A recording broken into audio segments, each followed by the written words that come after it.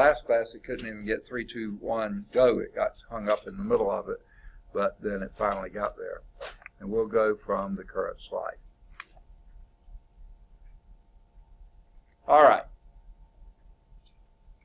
What we were doing was talking about some of the approximate values. Okay, before I get there, any questions? Any of the new people have questions, or any of the older folks have questions on what we've done so far, what we're going to be doing? Okay, and again, today I have 0 office hours, basically. So, so far today I've been able to eat my salad, and the 2 supposedly 20-minute breaks I had, neither one of them turned into 20. They were more like 5 or 10 each, and I barely got my salad eaten. So I haven't had a chance to do anything in the office. Yesterday, they required that we get all the contracts for the summer done. I'm an apartment chair, so I had to do that, so I couldn't get anything done. Tomorrow, hopefully, I've got 2 hours in the morning, and then I'll stay later tomorrow afternoon to try to get some stuff done. So hopefully by the time we meet again, you'll have the Blackboard completely set up, including the link to YouTube where you pick up. And like I was saying, I record using this Screencast-O-Matic. When the class is over, I upload it to YouTube, and then sometime later after it gets uploaded, I then move it to a playlist, and then I'll give you the link to the playlist so you can view and listen to any of the classes, anything that you might have questions about. So, any questions on any of that? If you got your text, and depending on which edition you have, because some of you I know have an older edition, which is perfectly fine, very little has changed, except probably the page numbers. So we're somewhere around page 3. I'm sorry, actually page 2. Like I said, we didn't get very far. We covered all the other stuff. And we were on range of masses. And I was going through a lot of these. I'm not going to go through them all. I'm just going to give you some of the common ones. And I think we started with the mass of electron, which is 9 times 10 to the negative 31st kilograms. And I don't know if we got to the max, but let's go to the Milky Way galaxy, which is 7 times 10 to the 41 kilograms. Okay, that's the galaxy in which we live. Extraordinarily massive.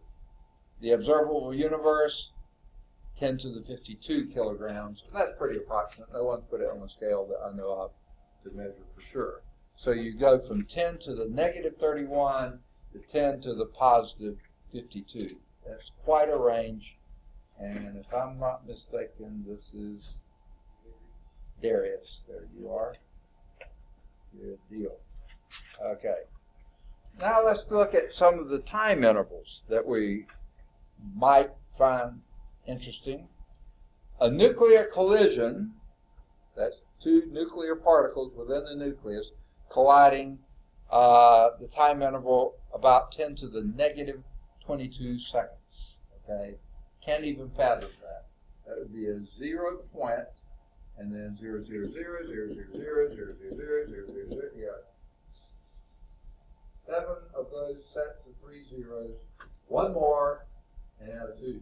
Okay, no, and 1. That would be approximately that.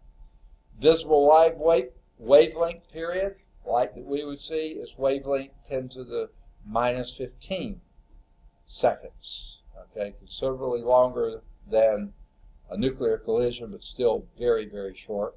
Typical radio wave period, about 10 to the minus 6 seconds. Still something that's a microsecond. Audible sound wave period, about 10 to the negative 3. Okay. Heartbeat, about 8 times 10 to the minus 1. So 8/10 of a second. 1 day, 10 to the 4th, almost 10 to the 5th seconds. 1 year, 10 to the 7th seconds, 3 times 10 to the 7th. The age of an average college student, especially fresh out of high school, 6 times 10 to the 8th seconds. Age of the Earth, about 10 to the 17th seconds. and age of the universe about 5 times 10 to the 17th second. So the universe is 5 times older than the Earth. But on that kind of scale, it's still quite far. Okay. So our times range from 10 to the minus 22 seconds to 10 to the positive 17 seconds. Enormous time intervals. Now, other systems of measurements. Most of the time, this book is going to use SI, System International. Now, in the old way of talking, that was called the MKS system.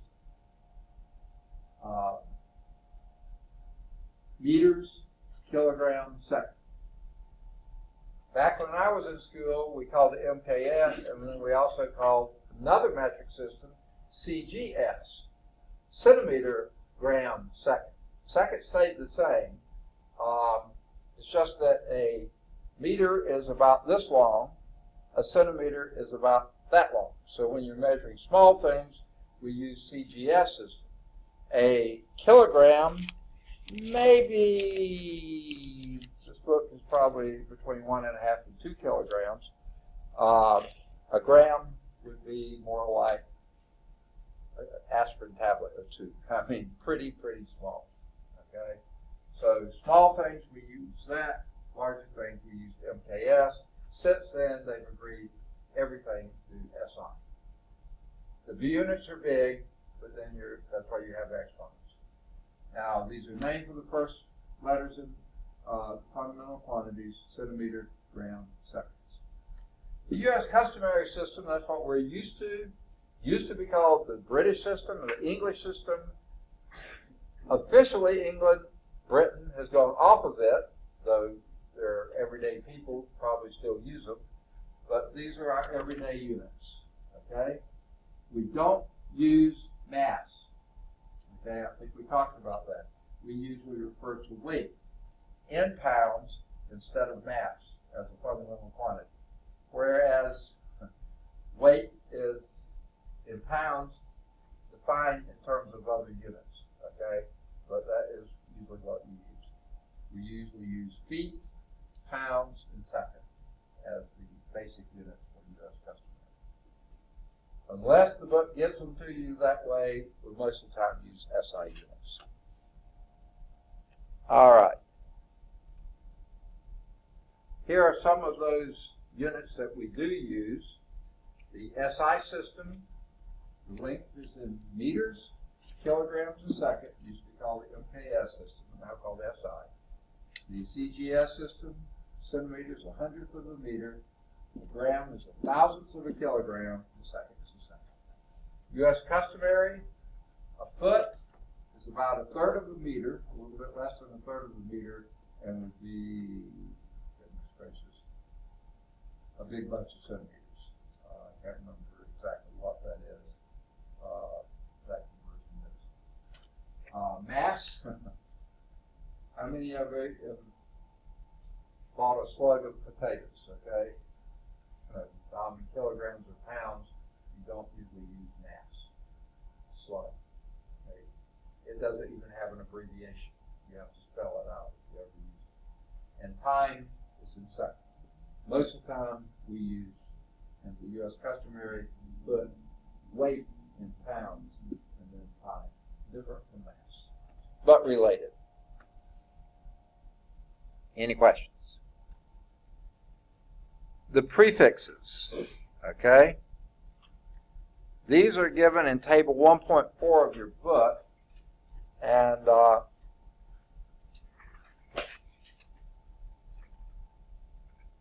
right.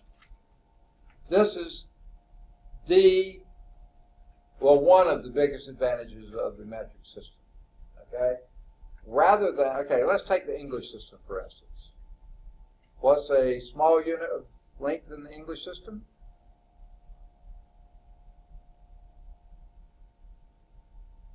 Inch. How many inches in a foot?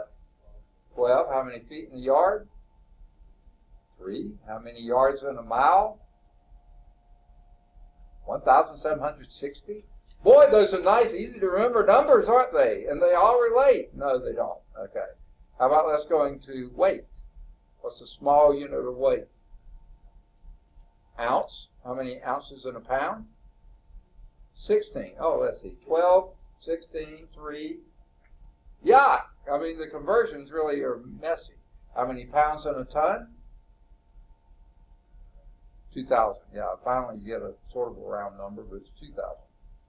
Okay, time, we know time, so it's in both of them, so we don't mess with that very much. But then we get our derived units, pounds, and there's no way to really build on pounds very easily. I mean, I'm sorry, I talked about weight. Forces, things don't relate to each other very well. In the SI system, or the metric system, your prefixes correspond to powers of 10. So everything is related by a power of 10. How nice, okay? Each prefix has a specific name and a specific abbreviation. And that's where the table comes into play. So let's take a fundamental unit. You pick one. Fundamental unit. For length, mass, time, let's not use time maybe, but yeah, length or mass. Pick one. Say again? Length, okay, and what is that in the SI system? Basic unit of length. Meter. So let's start with the meter. Let me get my pen activated here. Okay. All right, so we'll start with meter. Now that M stands just for meter. Okay. Now what we're going to do from there is go up and down by powers of 10. So 10 meters, let's see, I think I'll write it here. Okay. 10 meters would be called to what? Anyone know? Have to start with one that's a little bit bizarre. It's that decameter, absolutely. All right. Let's go to the smaller, 10 to the minus 1, okay? 1/10 of a meter. What's that called? Decimeter. Think of a decimal. So there's a D. Well, a decameter starts with D, so we need something else with it because it ends with an A, we'll call it a DA, okay? Decameter. Okay, so they said a specific abbreviation. We've already hit on our very first one, deca. Now, I remember that this way. What do 10 years make? A decade. Deca, hard C sound. Deci, a decimal point, that's the small, okay, soft C sound. Okay, how about 10 to the second? Okay, by the way, this is also 10 to the minus 1, so I'm going to start doing that. 10 to the minus 2. What you want to do? Plus 2 or minus 2, I don't care. Anyone know? I know you know what minus 2 is. Centimeter. So this would be a centimeter. All you do is put the M after these, okay? That actually spells damn there, but that's not what we're talking about. Because this is centimeter, okay? If we do use gram, centigram, that could be dag, I don't know.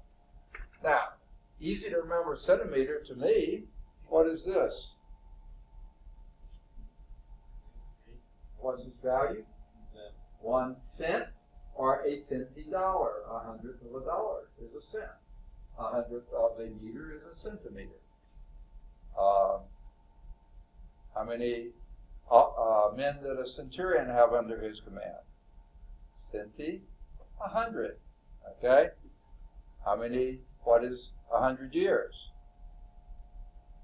Century, exactly. So CEN, cent, is 10 to the minus 2. How about 10 to the plus 2? Anyone know what that is? We very seldom use it. But what is 10? 10 squared, what do we call that? What number is that?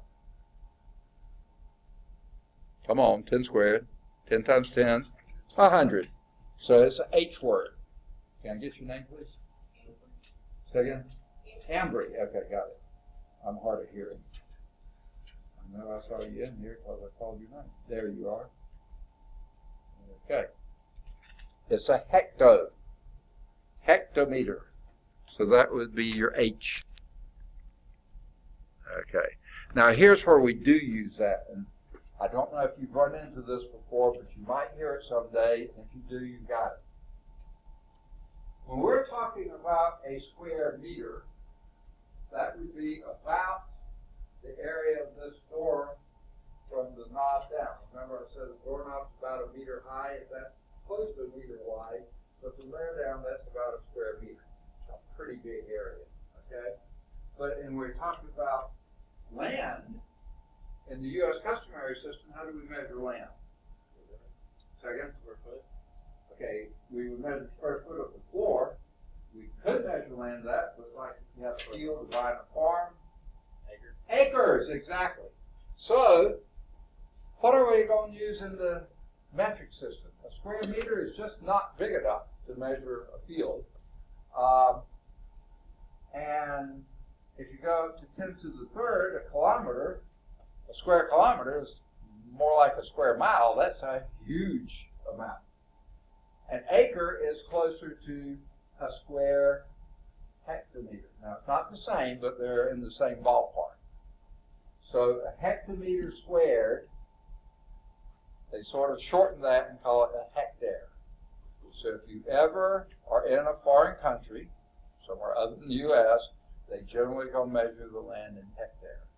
Okay? If you read scientific literature that's international, you'll read about, if you're talking about land or areas of spaces or countries, usually they'll be talking about hectares rather than acres. Okay? How about 10 to the third and 10 to the minus 3? Any one of you know either of those? I know you know them both. Say again? Kilo is the large one. That would be a kilometer, or milli, a millimeter. Now, we use meter, that's M. The prefix M means a thousandth of a whatever, a milligram, a millijoule, a milliamp, a millivolt, milli anything. And that's the thing. The same concept is used for every unit in the SI system. Okay.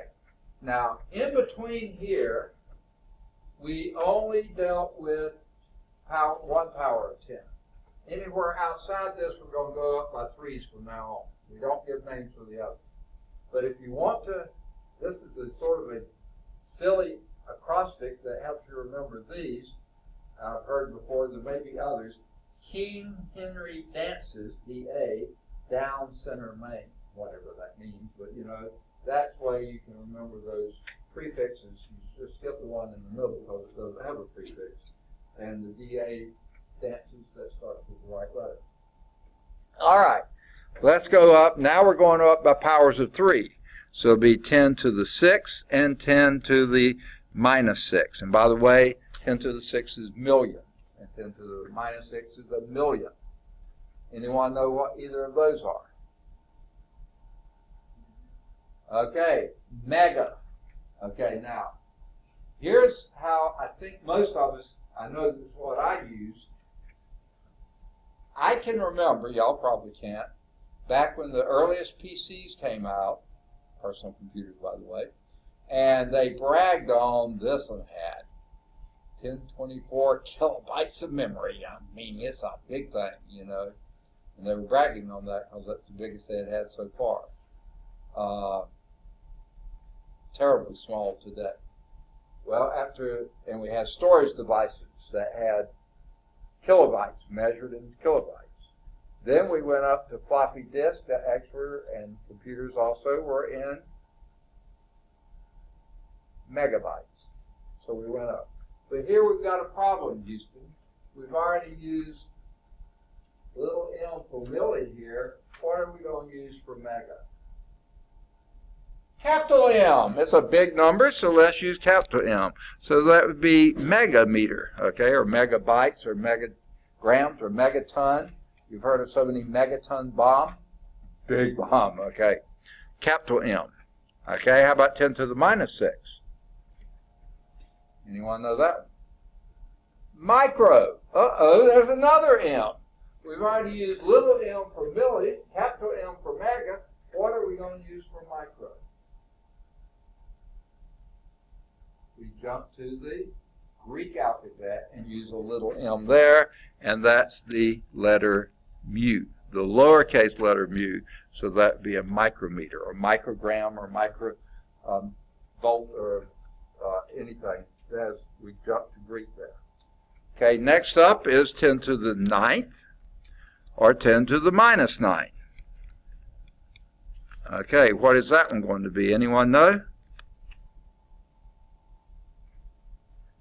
Again, going up, think in terms of computers. After we dealt with kilobytes or kilograms, then we went to megabytes, and then we went to, what are we into now? Terabytes, aren't we? That's the and by the way, since we started capitalizing all the bigger ones, I'm sorry, giga, I'm sorry. You're right. Someone said it, I just didn't hear. Gigabytes or gigameters. We start using all capital letters. That's capital G. And how about 10 to the minus 9? Now that one's a little easier to remember. 9 nano, little n, nanometer. Y'all are probably way too young to remember Mork and Mindy. Nano. Okay, I don't know what he meant by that. But we talked today about nanotechnology. Things at the incredibly small scale. By the way, when you get down to nanometer range, you're talking about atomic diameters, molecular thicknesses. I mean, very, very small. Okay, how about 10 to the 12th and 10 to the minus 12? Oops, it's 12 here and 10 to the minus 12 there. That's the one I jumped to. What was that? 12 is tera. Okay, that's your terabytes or teragrams, terameters, whatever. That's extraordinarily large. How about down here? 10 to the minus 12. I remember that because I worked in radon research, and that was pica. Okay, picometer, picocuries we dealt with. Very, very small. 10 to the 15th. I don't know of anything that's gotten that big yet, but they still have it in place. And 10 to the minus 15. That is I don't even know how you pronounce it. Peta or peta or whatever, but capital P, meter or grams or whatever. I do know that 10 to the minus 15, that's sort of easy to remember because it starts with F. 15, this is femto. Femtometer, femtogram, femtocurie, femto something. Extraordinarily small, okay? Incredibly small, okay? And I think they go up to 18, 10 to the 18th. I don't know anything they measure in that. And 10 to the minus 18th. Here you're into the exa, capital E, okay, and down to the atto, little a. It looks like it's in the morning, but it's not. It's attometer or atto. I mean, I don't know of anything that measures that small or that big, so not familiar with that. I think we can remember mega, giga, and tera because of our computers and stuff like that. We use those kind of terms. Down on the small end, the micro, the nano, pico a little bit, femto, just because I've worked with radioactive stuff, you measure things. Very, very low dosages. Mostly because radioactive stuff, you can detect it at that small of a level because it's radioactive. If it's not, you can't detect anything that small. Okay, those are your prefixes. Everything's a power of 10. In fact, 3 powers of 10, just like our commas in writing numbers. Just move everything by powers of 3. Okay.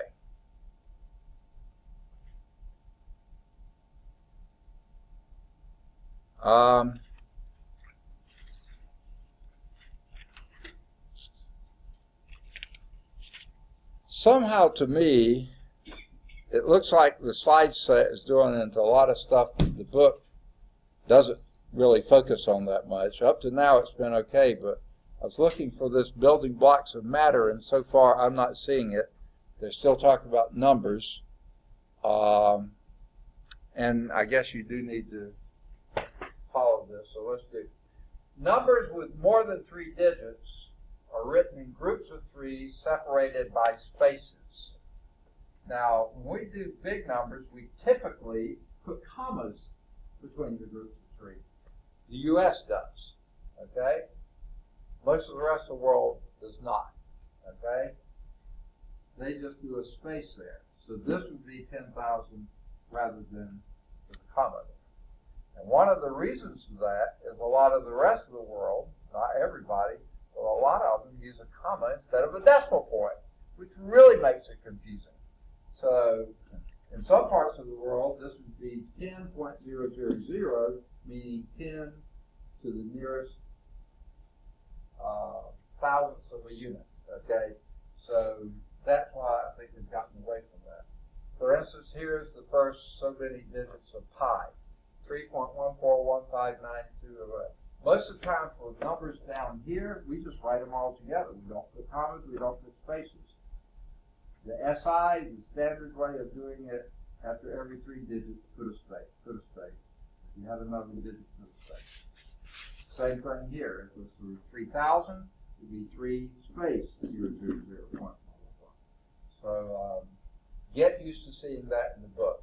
It almost looks like a Social Security number or something. It's not, okay? It's spaces indicating every 3 units. So if you wanted to move things, if you move that 3 units, then you would be talking about how many millimeters, whatever. If this was 3 meters, that would be 3,141 millimeters, or this many micrometers, or next one, on down like that. So the spaces there, you could interject your prefix that would be appropriate. Okay. Here we are. What the book is calling the building blocks of matter, this is talking structure of matter. Okay, so it is tying together. Section 1.2, that stays the same. I guess the previous was still 1.1. We didn't get very far last time, did we? Okay, structure of matter. Matter is made up of molecules. Molecules, that's the smallest division that is identifiable as a substance. Let me put this in as of a compound substance, which most things are. Molecules, though, are made up of atoms.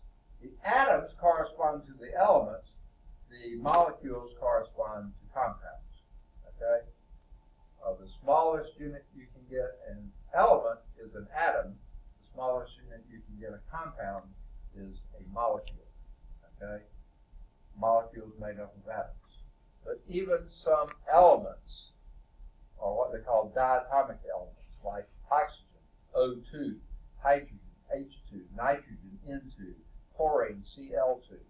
Most of them are in molecules of 2 atoms each, but the smallest individual thing would be an atom, but they're still made up of molecules with 2 atoms each.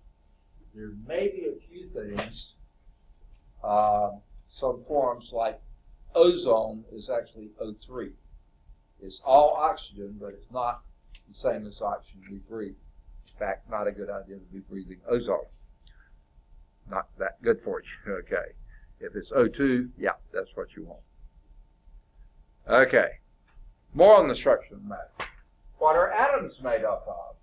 Well, 2 major parts. One is the nucleus.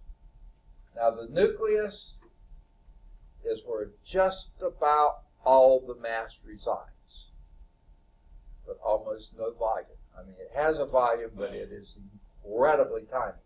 So therefore, if you have a huge mass in a very small volume, you have a very dense structure there. Very dense. Okay? Now, the nucleus contains protons, which are positively charged particles, neutrons, which have no charge, but about the same mass as a proton. In fact, if anything, just a very slight amount larger than a proton, more massive. The protons and neutrons are made up of quarks, okay? All right. Now, your book talks a little bit more than they do on the slide here. And quarks, by the way, when you get to physicists, they're rather strange, okay? Here are the names of some of the quarks. You have up quarks and down quarks. You have strange quarks and you have charm quarks. You have bottom quarks and you have top quarks. What in the world is a quark anyway? Well, they don't do a great job of explaining, but they do have a paragraph or so here.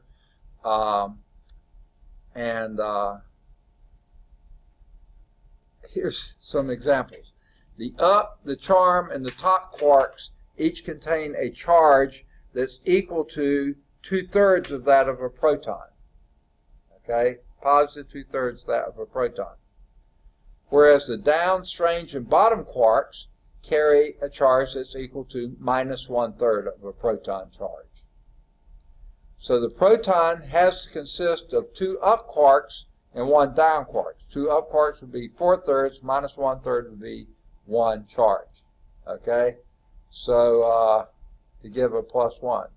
Neutron composed of 2 down quarks and 1 up quark and has a net charge of 0. Rather strange. Okay? Don't worry, I'm not going to ask you any questions about quarks, except know that's what makes up protons and neutrons. So there we have the nucleus of an atom. Almost all the mass is there, almost none of the volume is there. I mean, it's such a tiny volume. So incredibly dense. Flying around the nucleus are these electrons. They are negative charges, exactly the same amount of charge as a proton, but negative rather than positive. And they are what they call extremely light. They are a fundamental particle. They have no structures. They're not made up of quarks. They are just electrons. Now, when they say light, this is about 1/10,000th of the mass of a proton. And yet it has the same charge. No quarks, but the same charge, okay? So they are extremely light. But they but they occupy most of the volume of that atom. So here you have a tiny little nucleus with all the mass in it, and then this huge cloud of electrons with almost no mass at all. And as remember my older brother, when he came home from college, I think his sophomore year, had taken his first physics class, he liked his physics professor. He came home and said, all of everything is nothing, okay? Meaning that most of the volume of an atom is made up of void space. I mean, as empty as outer space is. Because all the mass pretty much is in the nucleus, and that's awfully tiny, and most of the volume is occupied by electrons, which have almost no mass at all, and in between the electrons is just empty space. Nothing there. Okay? Rather bizarre. Okay. So, here is the figure that's figure 1.2 in your text on page 3 in the new text. Wish I had a few of these. Okay. 500 grams of gold. They say. I guess this is, I don't know what that stands for, but anyway, a piece of gold contains all gold atoms. Okay? If it's pure gold, that's all it's got in its gold atoms. At the center of each atom is a nucleus. Now, these are not drawn to scale.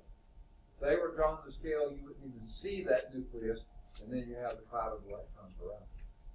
Okay. Inside the nucleus, the little orange things there are protons, which they count as orange, and neutrons, which they are coloring as gray. Now, gold has quite a few more neutrons than it does protons. If huge number more, but more. Okay? The protons and the neutrons are composed of quarks. Proton are 2 up quarks and 1 down quark, and the neutrons are 1 up quark and 2 down quarks. Okay? A neutron is neutral charge, and a proton is positive charge. And that's how that works. Okay, so each one of the orange protons here is made up of that. Okay. Not we're going to need that much in this course, but there you have it anyway. All right, that's all we're going to do on this for right now. Moving to 1.3, dimensional analysis.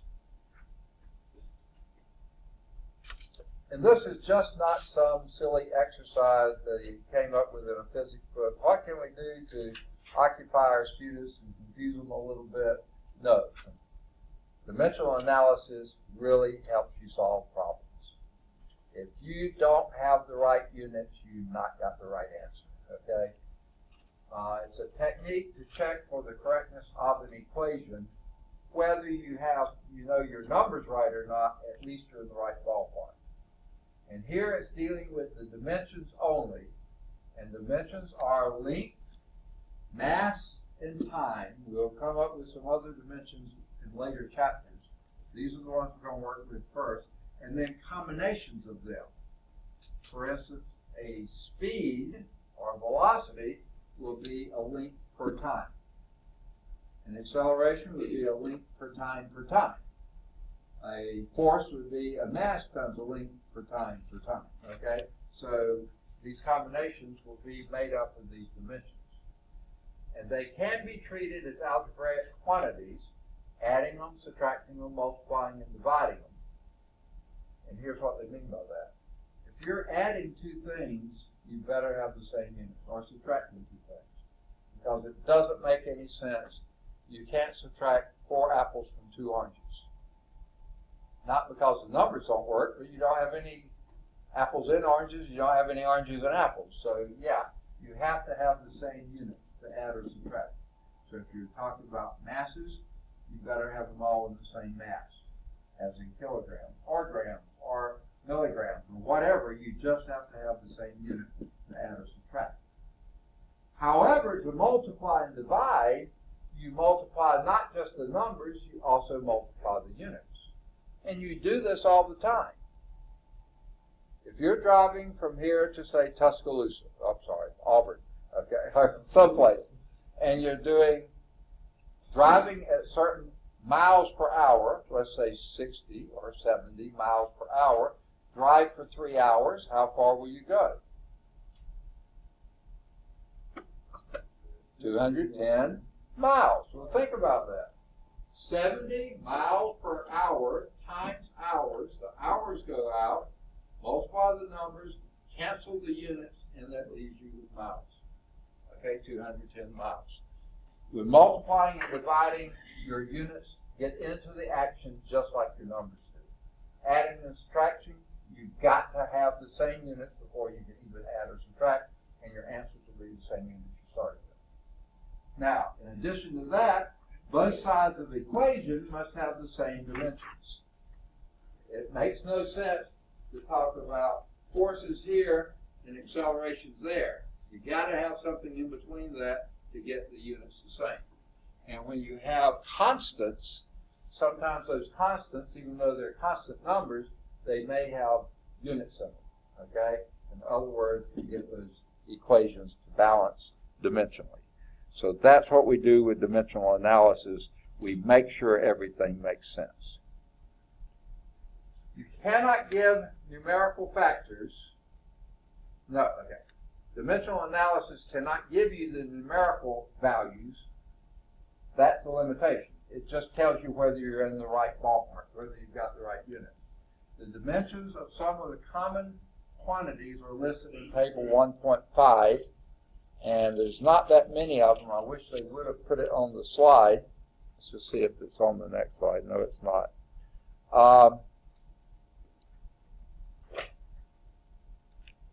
Since some of you don't have books, I'll try to reproduce that fairly quickly here. Okay, we'll do the system here. Okay, and the three systems we'll use is SI, CGS, and US. Okay, US customary. I'm just going to leave off the thing. We'll start with area. Area, by the way, is length squared. So this length is talking about the dimension, not talking about parameter, not talking about other thing. It's the dimension, length squared. Okay? In the SI system, that would be meter squared. CGS system, that would be centimeter squared. US system, square feet. Okay? Volume, which is a length cubed. So this will be cubic meters, cubic centimeters, and cubic feet. Okay? Now, a cubic meter is a huge volume. Okay? So a lot of times we will jump back and talk about cubic centimeters, even though SI wants us to use cubic meters. Okay? What are some things that are measured in cubic centimeters? Pretty common things.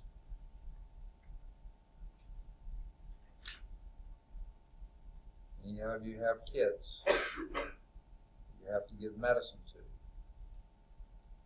Those droppers, the grades on those, they used to call them cc's, cubic centimeters. Now they call them mLs, milliliters, same thing. In other words, another unit for volume is, the SI is meter cubed, but that would also correspond to, it's not the same as it would correspond to liters. Because when you're drinking your drinks, 1 liter Coke, 2 liter Coke, so whatever, you're not drinking that much because it's pretty well amount. Cubic feet down here.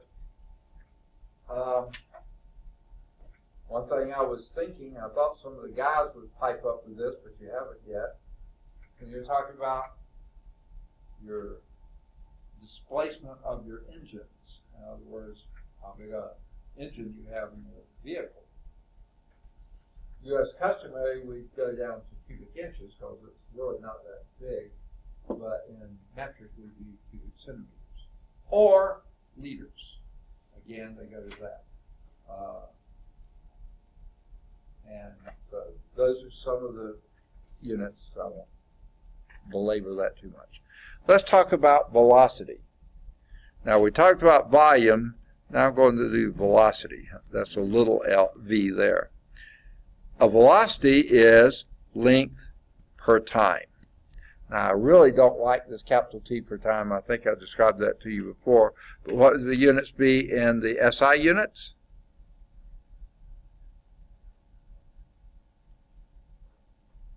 Length is measured in SI.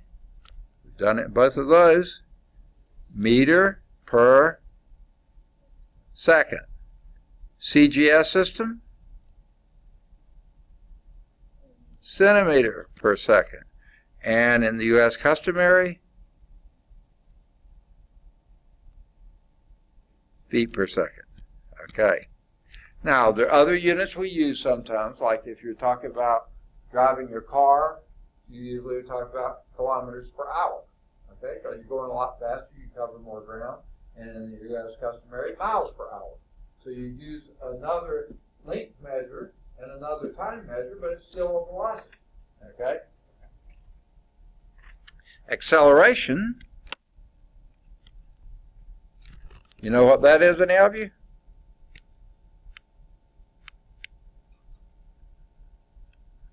It's the change of velocity, which is length per time, so it'd be length per time squared. So guess what the units would be in the SI? Pretty easy. Meters per second squared. CGS, centimeters per second squared. And US customary, feet per second squared. Okay, very good. And we'll run into some units that we use all the time, and we'll use those units with them. Okay? But that's your dimensions of some of your common quantities. If you throw mass into the picture here, mass times velocity would be momentum. That would be kilogram meter per second. Gram centimeter per second. Slug foot per second, we usually don't use that. Okay. So other things, forces would be kilogram meter per second squared. Mass times the acceleration. So we'll go on and build on these all the time. This allows a check for calculations which show up in the units. If you keep up with your dimensions, then this side of the equation is going to equal that, and you wind up with units exactly what you would expect them to be. If you don't, you've made an error somewhere. Okay. All right. In your text, they have a couple of examples, an analysis of an equation, and this is pretty straightforward, so I'll let you read those. There's nothing really difficult about it, but you really need to look at those. The next one says, find an equation that will make your analysis work. And literally, I've done that before. I can remember one time taking a test that I had not been present when the concept was talked about. It showed up on the test, and just using dimensional analysis, I came up with the right answer because I made the units balance, even though I had no clue what this concept was, but they gave units for it, so I could make up my own equation. Unfortunately, I didn't have any constants that I couldn't account for. I didn't like that feeling. I didn't like not knowing what they were talking about. But 1.4 is talking about uncertainty in measurements. Okay? Is there anything you can measure exactly? Not a thing. Okay? No matter what you're trying to measure, your instrument for measuring, you never know whether it's absolutely accurately calibrated or not. And then when you're measuring what it is, if I were to say measure the length of this desk, right, let's do the width of it here. Okay? The width of this desk. Well, do you do the top of the desk? Do you do the legs of the desk? Guess what? The legs are rounded. Where do you go? The outside edge, the center of that round? Where do you go? Same thing up here. Do you take, if it bulges there, do you take the very outside or do you take the top lip? I mean, you never know exactly what a measurement is. I mean, you can come close. So there's always uncertainty. Okay? There is uncertainty in every measurement. This uncertainty carries through all your calculations. The more uncertainty you have to begin with, the more you manipulate that uncertainty carries, and sometimes it grows without you realizing it. So we need a technique to account for the uncertainty. We will use rules for significant figures to approximate the uncertainties in results in calculations. Okay? So if let's go back to going to Auburn. Okay? And you're, huh? Okay, we'll go this time to Tuscaloosa. Okay. We're going to Tuscaloosa. Can you say exactly how fast you're going? Probably not, because more than likely there's some hills, there's something gets in your way, so you have a little bit of uncertainty, even if you're on cruise control. Sometimes the engine's revving, and sometimes it's sort of backing off, going down the hill. You don't know exactly, so let's say you're going 70 miles per hour, okay? Is that 7 the only significant digit, or is the 0 also? Well, let's say the 0 is 2, okay? Now, if you're really precise, if that cruise control was really tight, it might be 70.0 miles per hour. To the nearest tenth of a mile per hour, you know that's precise. Or it could only be 70 as opposed to 80 or opposed to 60. Okay. How many significant figures do you have? And you travel for such a length of time. Let's say we used before this will get you past Tuscaloosa, but 3 hours. Was it exactly 3 hours, or 3 hours and a few seconds, or 3 hours, a few seconds, or a minute short of 3 hours? Unless you're doing very careful measures, you probably don't have but a few significant digits there too. So we use those significant figures, okay, to be a surrogate sort of for our precision or accuracy. So let's look what we mean by that. A significant figure is a reliably known digit. So let's say we were talking about 412 miles, say. Well, if that's all you're given, you just assume that's to the nearest mile. It's not 411, it's not 413, it's closer to 412. Maybe 411.9, or it may be 412.3. But you've rounded that to 412. So you got 3 reliable digits, reliably known digits. All non-zero digits are significant. If you've got a number there that's not 0, you assume you have that kind of precision. You've measured that. Now, zeros sometimes are significant and sometimes not. Here are when they're not significant. They're not significant when they only locate a decimal point. Like if I were giving you, remember we were talking earlier, 0.000000025. All these zeros are doing is saying how far this 25 is from that decimal place. All that initial zero is doing is saying, hey, that's a decimal point, it's not a period at the end of the previous sentence, okay? That's that decimal point. So those are not significant digits. The 25 would be the only two significant digits there. So zeros are not significant when they only locate the decimal point. Let's say we had 210.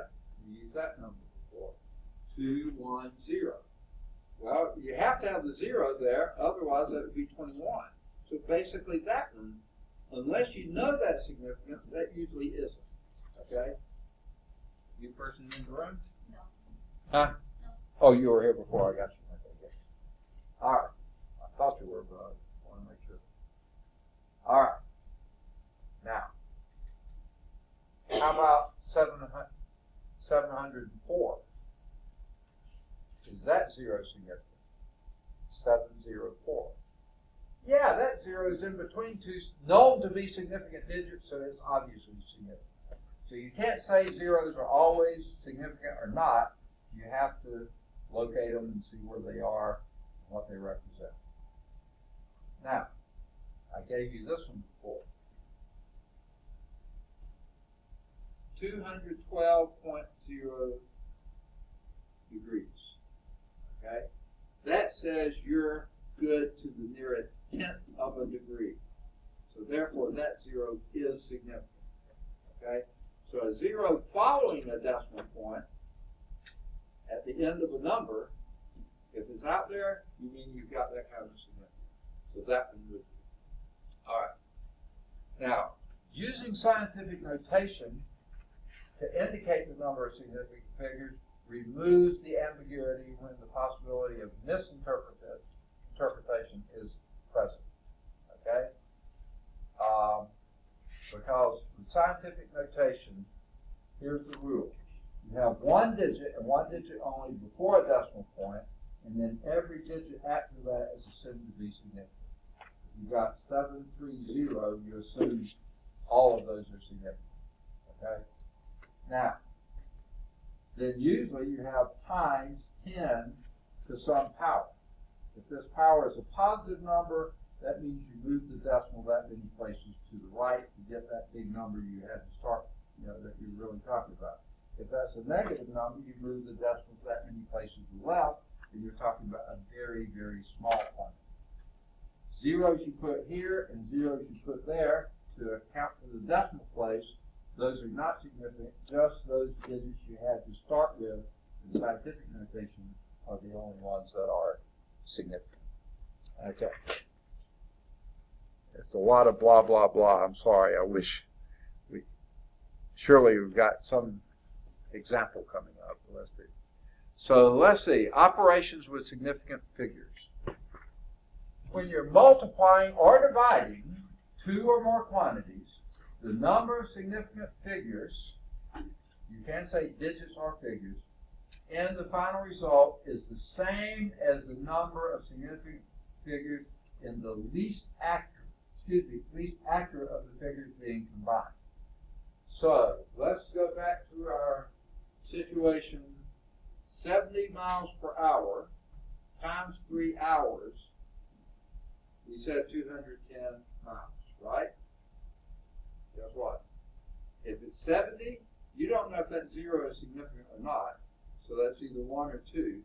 Times 3, unless that's 3.0, that's only 1. So equal to 210, there's only one significant digit there, you have to say approximately 200. Because you can't get more significant digits out than you put in. It's kind of the reverse of the old computer saying, garbage in, garbage out, okay? Same thing with significant digits. You can't get more significant digits out of a problem than you put in. If you have 2 significant digits times 1 significant digit, your answer can only be 1 significant digit. 3 significant digits times 7 significant digits, 3 significant digits out. You can't get any more significance out than what your least significant was going in. So the least accurate means having the lowest numbers of significant figures. When adding or subtracting, as opposed to multiplying or dividing, you round the result to the smallest number of decimal places of any term in the sum or the difference. Okay? Again, you round the result to the smallest number of decimal places in any term in the sum or the difference. So if you're adding or subtracting 70.5, 3.602, and various things there, if the smallest number of decimal places after the decimal point is 1, it doesn't matter what you got out here, you round the answer to that 1. Okay? And you think of it this way, or this is how I think of it. If you read that number, 70 and 1/10, the next one was 4 and 362 thousandths, you round to tenths, okay? Because you can't add things unless they have the same unit, okay? So think of the least precise as the least number of decimal points, not precise, but least number of decimal points in your answer. Now, I'm not sure the book is going to bring this up, but here's where you get into a lot of problems sometimes, especially when you're subtracting.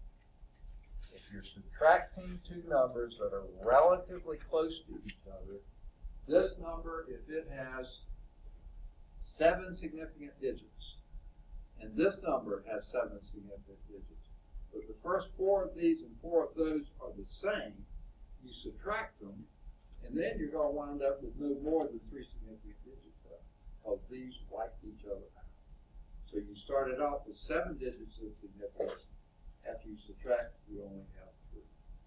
Sometimes when you're doing things on with your calculators is going to give you lots and lots of digits out there. Guess what? Only a few of them are going to be significant. Okay? So watch that, especially if you're subtracting numbers that are close to each other. Adding doesn't matter, multiplying they don't. So let's talk about rounding. As I said, calculators will generally report as many more digits than are significant. Because if you're taking a square root of 3, 3 only has 1 significant digit. Punch that in your calculator, it's going to fill the screen with digits. Guess what? They all aren't significant, okay? Because, it's just, and dividing does the same thing. Unless they divide precisely, you're going to get lots and lots of digits, okay? Be sure you properly round your results. Now they haven't said this yet. They may be going to get to it in the future, but I want to focus on this one word, results.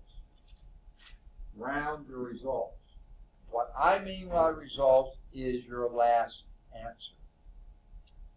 When I'm using a calculator or doing calculations, and you have a lot of intermediate steps, you may be multiplying, dividing, doing things, and you can also leave all those digits alone. Don't try to go back and use these rules that we talked about till you get to your final answer. That's the one that you round, okay? That usually is going to produce the most, because guess what? If you round too early, now you have round-off error. You've introduced another error that you didn't need in there. So leave the digits until you get to your final answer, then round your results, only the final result. Now, if you have a final result you're going to use later, yeah, you got to use it. You got to round it whenever you report it. Now, slight discrepancies may be introduced by both rounding process and the algebraic order in which the steps are carried out. For instance, if you do a close subtraction early, then that's going to wipe out significance all through the problem. If you can put that off until later, maybe the numbers get further apart, you're not going to introduce that. So the algebraic order, you might be able to improve things if you're careful. Minor discrepancies are to be expected, are not a problem in the problem-solving process. If you come up with an answer 0.723, and the book is 0.724, 0.722, don't sweat that. Your calculator or your process or your procedure may have introduced a little bit. Don't worry. Even if you're supposed to have 3 significant digits, don't fuss over that. 732 and 724, that's probably a bit too much. You probably have some round-off error or something that contributes there. Usually, if you're within that last digit, even though it's significant, if they're off by 1 or 2, no problem. In experimental work, more rigorous methods would be needed. Okay? Now, when we do our experiments, I don't have the greatest equipment in the world. In fact, when you see it, you'll say, this is all we got. Yeah, unfortunately, this is a community college, okay? We don't have what you have at Auburn in Alabama and some of the A&M and some of the high-level schools, okay?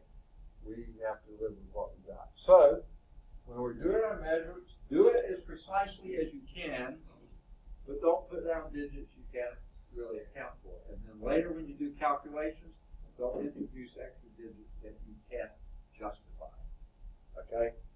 So be satisfied sometimes with just 2 or 3 digits. Usually you can get 3 digits. Not always, but usually you can. Conversions. We're not talking about some religious experience. No, we're talking about conversions here. When units are not consistent, you may need to convert to appropriate ones. Like if you have measured a length in centimeters, but the rest of the problem is using SI units, which are meters, then you're either got to get those centimeters to meters or get the SI units to centimeters. You've got to convert, because when you're dealing with them, you got to have units that are consistent with one another. Now, it says, see the inside front cover for an extensive list of conversion factors. I ran into this in my physical science book, and hopefully it's not the case here. I think in the bookstore they sell loose leaf, right? In my physical science text, they didn't include the front and the back covers, okay? In my physical science text, all these conversion factors from the inside front, and our periodic table is inside back. It is here too. Is yours, the one they sell in the bookstore of this edition, okay, the front page is the first page. That is where your conversion factors are. This should show up. But the very last page, do you get your periodic table or not? Yes. Huh? Yes. You do. Fantastic. Okay. The physical science book is really sloppy that way. Yours is giving you everything you need. Good deal. Because they've gone to the loose leaf and buy the binder, it saves the book company's money and makes you spend a little more. Never. Yeah. Okay. Units can be treated like algebraic quantities that cancel each other out. In fact, I don't like to use the word cancel for numbers. I like to say you divide them out or whatever.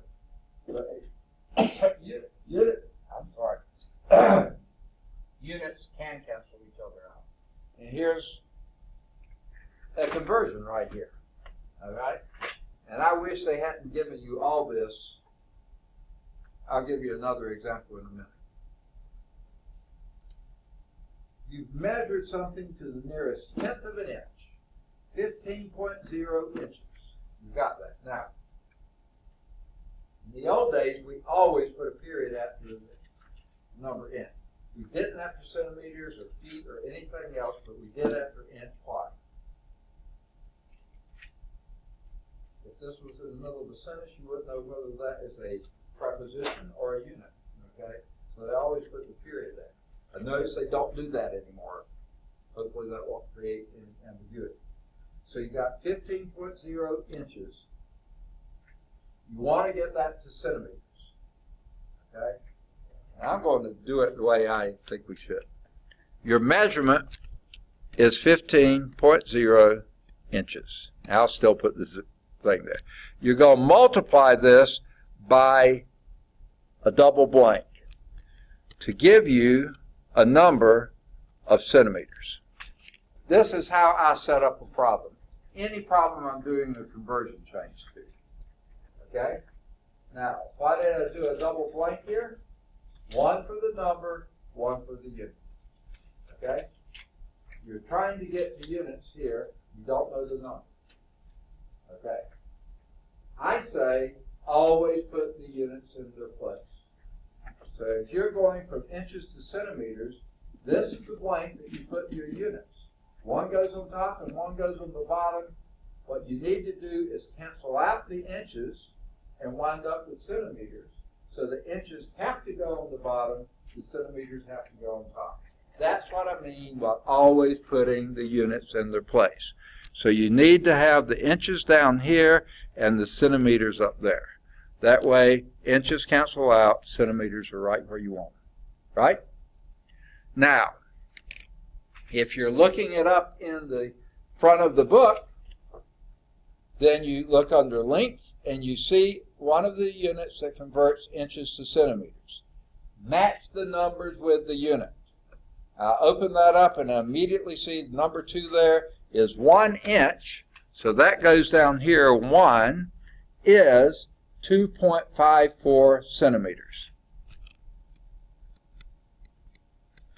Now, they put in parentheses there, exact. If you don't see an exact there, that typically means it's an approximate value to that many digits. This one is an exact value. They have come up with that. That's how we define our inch now, is 2.54 centimeters exactly, based on what a meter was. You know, they go through all that. That's how we get our inch these days. Okay, what do we do next? We multiply numerators, divide by the denominators. So 15 times 2.54. This is exact. Therefore, if this had been 4 digits or 5 digits here, because that's exact, you can put as many zeros as you want to after it. Okay? If it's a rounded thing, not exact, then you're stuck with 3. Well, you got 3 here, you got 3 here. This down here, 1.00000 inches. I mean, that's the exact number. That's the exact thing. That's part of your conversion. So you can make that as precise as possible. So you're only dealing with those 2. Do the math for me. 15.0 times 2.54. Someone do that. Pull out your handy-dandy calculator. Get it done. I want you to read me exactly what's on your calculator screen. 15.0 times 2.54. Do you get exactly 38.1? Very good. If by chance you would have gotten 38.12, you still write down 38.1. Why? 3 digits, 3 digits, 3 digits. Now this came out exact mostly because 5 times 4 is 20. That's going to produce a 0, and that's how you get it exact. Like that. You just don't put the 0 down. And that is the number of centimeters. To the nearest tenth of a centimeter. That's only to the nearest tenth of an inch, so you can't get any more precise than that. Okay? By going to there, I've lost my place, so let me go back and find where I am. This is 1.5.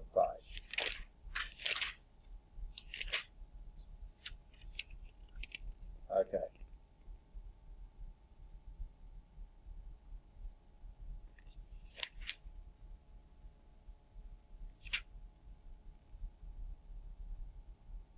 All right. We just started 1.5. All right. I hadn't turned the page. I noticed there is another example in the text under uncertainty in measurements and significant digits. It's carpet calculations. I wish they did more of these on the slide set, but read through these. They're pretty simple problems. I think you can follow what's going on. If you ever think, hey, I want to actually see one of these, stop me. We can do any of them. So just do.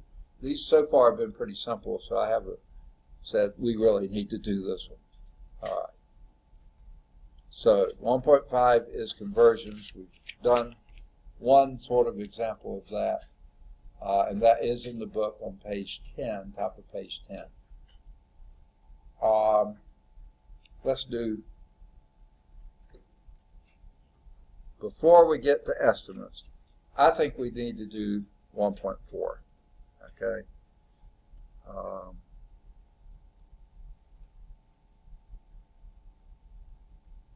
I'm trying to find some white space to work on.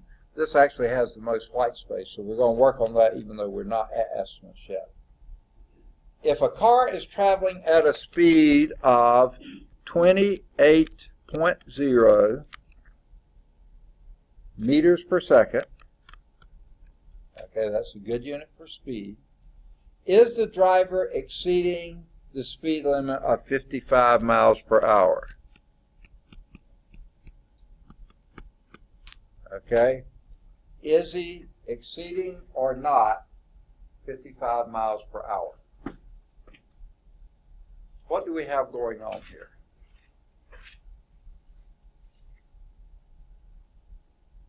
Well, this is the speed, that's the speed. The numbers don't look anywhere close. You look at the number and say, no, this is 28, that's 55, but that's not what's important. What units are accompanying those numbers. Okay? So what we want to do in this problem is see how many miles per hour that is. Okay? So I'm going to erase this for right now because I'm probably going to need that space.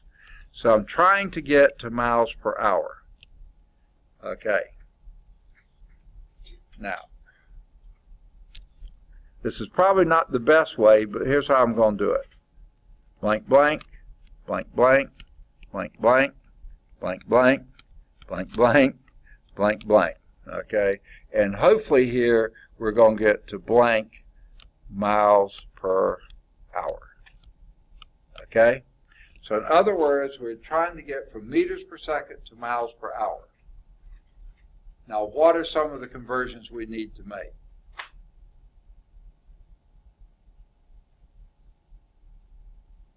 Obviously, we need to get our meters into miles.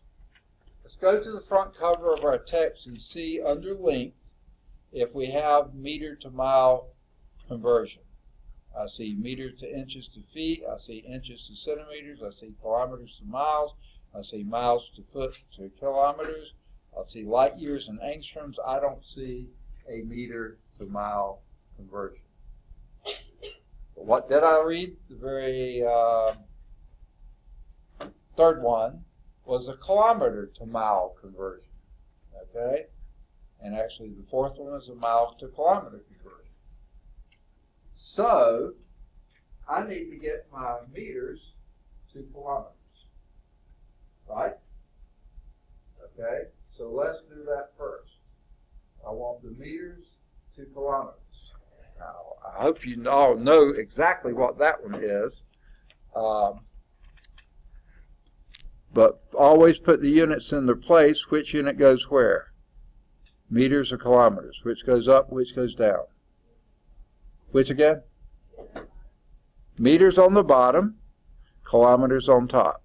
Okay, give me a conversion. How many kilometers in a meter or how many meters in a kilometer? What does kilo mean? 1,000. So 1,000 meters is 1 kilometer. Kilo means 1,000. Okay, 1,000 meters is 1 kilometer. So now we got it to kilometers. Okay, we don't want kilometers, we want miles, but either one of those, number 3 or number 4, will give us the conversion we need. Which one you want to use?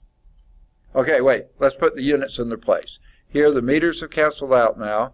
Now we're going between kilometers and miles. Which one is going to go where? Always put the units in their place.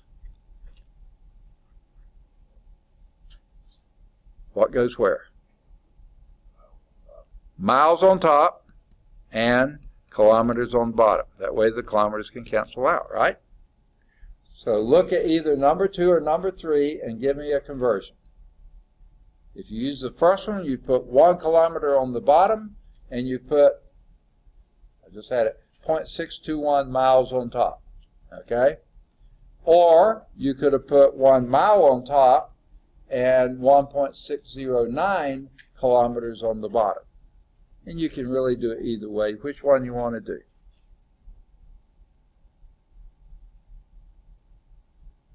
Those who have your text. Tell me what number to put where. Match the number with the unit. Help me, help me. Some of you have a book, right? Tell me what number to put where.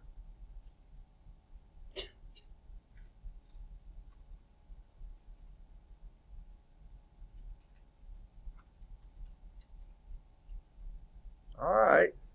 Not that hard, is it? Those who have a book. Don't you see the conversions? Front and side cover.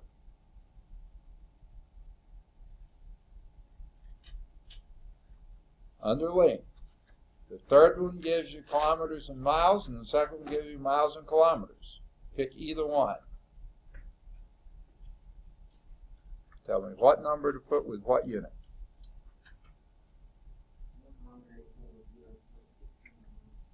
Okay, you want 1 kilometer, is that what you said? So you put that down here from your table, and it's told that that's 0.621 miles. Good choice. Here's one reason it's a good choice. You have 3 digits here, 3 digits there. I wouldn't mind doing 4 digits down here. That would be even more precise, but that's a good choice. I certainly wouldn't step down any. So now we got miles on top. That's exactly where we want it. Now we got to get from seconds to hours. Does anyone know that conversion right off the top? Or do you know an intermediate conversion? No, you know an intermediate conversion. Seconds to second? Minutes. Okay? So those are the 2 units, seconds a minute. Which goes on top, which goes on bottom? I see mouse moving, but I hear nothing. Seconds on top because it's on bottom there. Seconds on top, minutes on the bottom. Now how many seconds in a minute or how many minutes in a second? Match the numbers with the unit. 60 seconds is exactly 1 minute. So now we've wiped out the seconds. Can we get to hours now? Yes, we can. What unit goes where? Always put the units in their place. Say again? Minutes on top. Hours on the bottom. How many minutes an hour? How many hours in a minute? Okay, 60 minutes is exactly 1 hour. You don't need these. You got it knocked now. And guess what? Every one of your conversions is in the, nope, -1 is in the denominator. So first, get your good old handy-dandy calculators. 28, you multiply your numerators. 28 times 0.621 times 60 times 60. Divide that by 1,000. Now, if you want to be a little lazy like I am, I would just like a 0 here and a 0 there and 2 of these zeros. I do 28 times 0.621 times 6 times 6 divided by 10. But anything will work. You've got calculators that are easy to do it. 28 times 60, 6 times 0.621 times 60 times 60. Divide that answer by 1,000. Or move the decimal 3 places once you get your answer. Easy to do either way. How many miles per hour is that?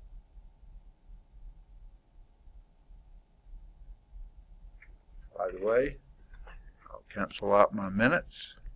And now we have miles per hour. Say again? A little out of 62? Okay, 62.5968. Did I hear it correctly? Yeah. Okay, do you think that's how we need to write our answer? No. Why not? Yes, and what would that be? Okay, actually, how many significant digits? 3, 3. Now, this is exact and that's exact, so we can have those as far as we want to. So, we want 3 digits. You count all 3 digits. 1, 2, 3. Look to the right. That's a 9. That means you bump that up by 1. That'll be 62.6. 62.6 miles per hour. Is he breaking the speed limit or not? Yes, he is. 55 miles per hour. He's going 62.6. Pull over, buddy. Okay? Do you see how that works? All right. Did I beat it to death?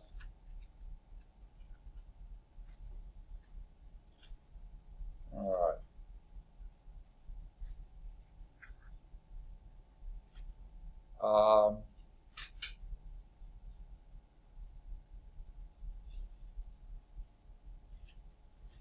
Is that example 1.5 worth doing, or are you okay with it?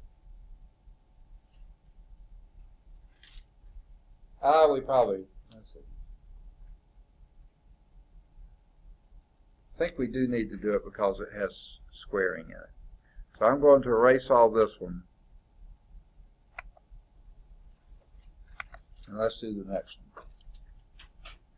The traffic light turns green, and the driver of a really high-performance car, I've never owned one of these, slams the accelerator to the floor. The accelerometer, I've never had one of those in my car, registers 22.0 meters per second square. 22.0 meters per second square. That's what his accelerometer tells us his acceleration is. The problem says convert that to kilometers per minute squared. So we want to multiply this by blank blank times blank blank times blank blank times blank blank times blank blank. Ooh, messed up those. Blank blank equal blank, and we wanted this in kilometers per meter squared. So kilometers per meter per minute squared. Okay? That's what we're trying to get to. Okay? I think I put too many blanks in there, but I'd rather have too many than too few. So what do we need to convert?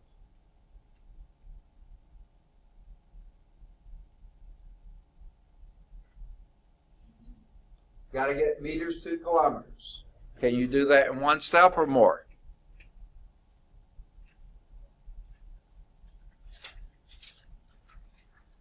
Tell me. We did it in the last problem. Yeah, one step. What goes where?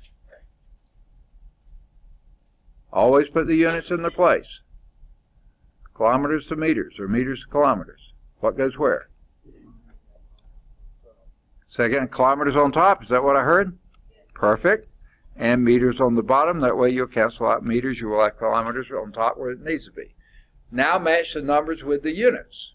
How many meters in a kilometer, or how many kilometers in a meter? Is that a thing? What'd you say? 1,000 which? 1,000 meters is 1 kilometer. Kilo means 1,000, so that's 1,000 meters, 1 kilometer. So we got the kilometers where we want. Now can we get from second squares to minute squares?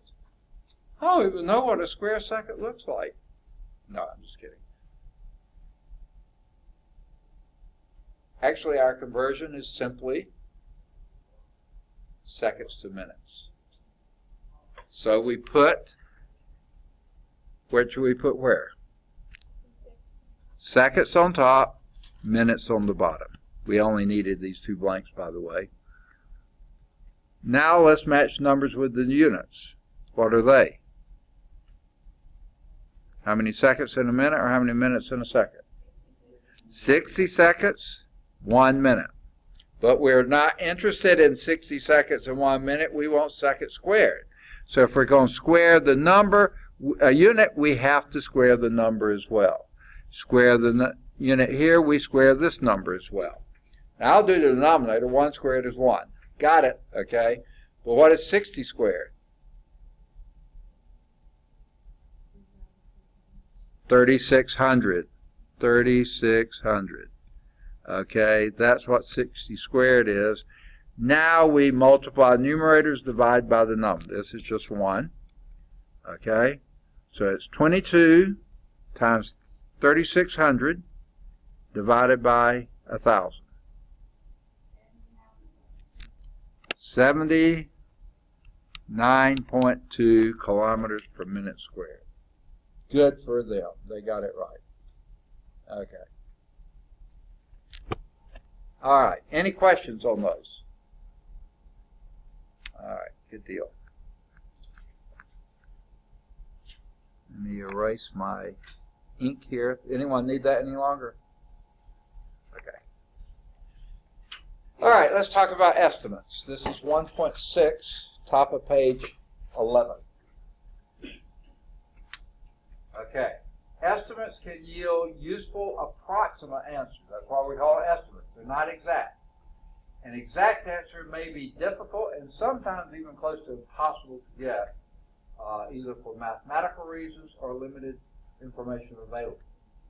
So estimates can tell you whether your answer is in the right ballpark or not.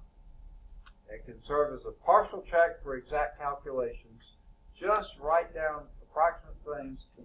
Do the math either in your head or on a calculator. See if you get close to the same answer you got in the, when you had all those digits floating around. Okay? Now,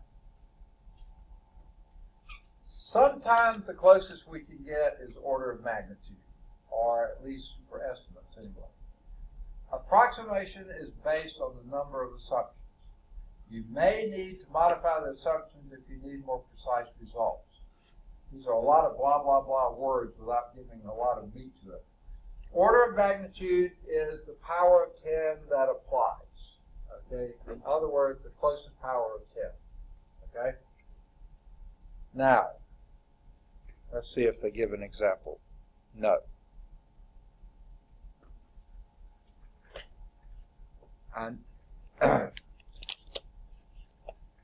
I don't count this as really all that urgent, but just to give you a quick example of it. Estimate the number of cells in the human brain. Okay? That's a pretty tough thing to do. It's obvious it's going to be an estimate. I don't think anyone can get up there and count them all. Okay? I don't want them up there counting them all. Okay? So, I'd rather not know. Okay? Well, what they do is make up some assumptions.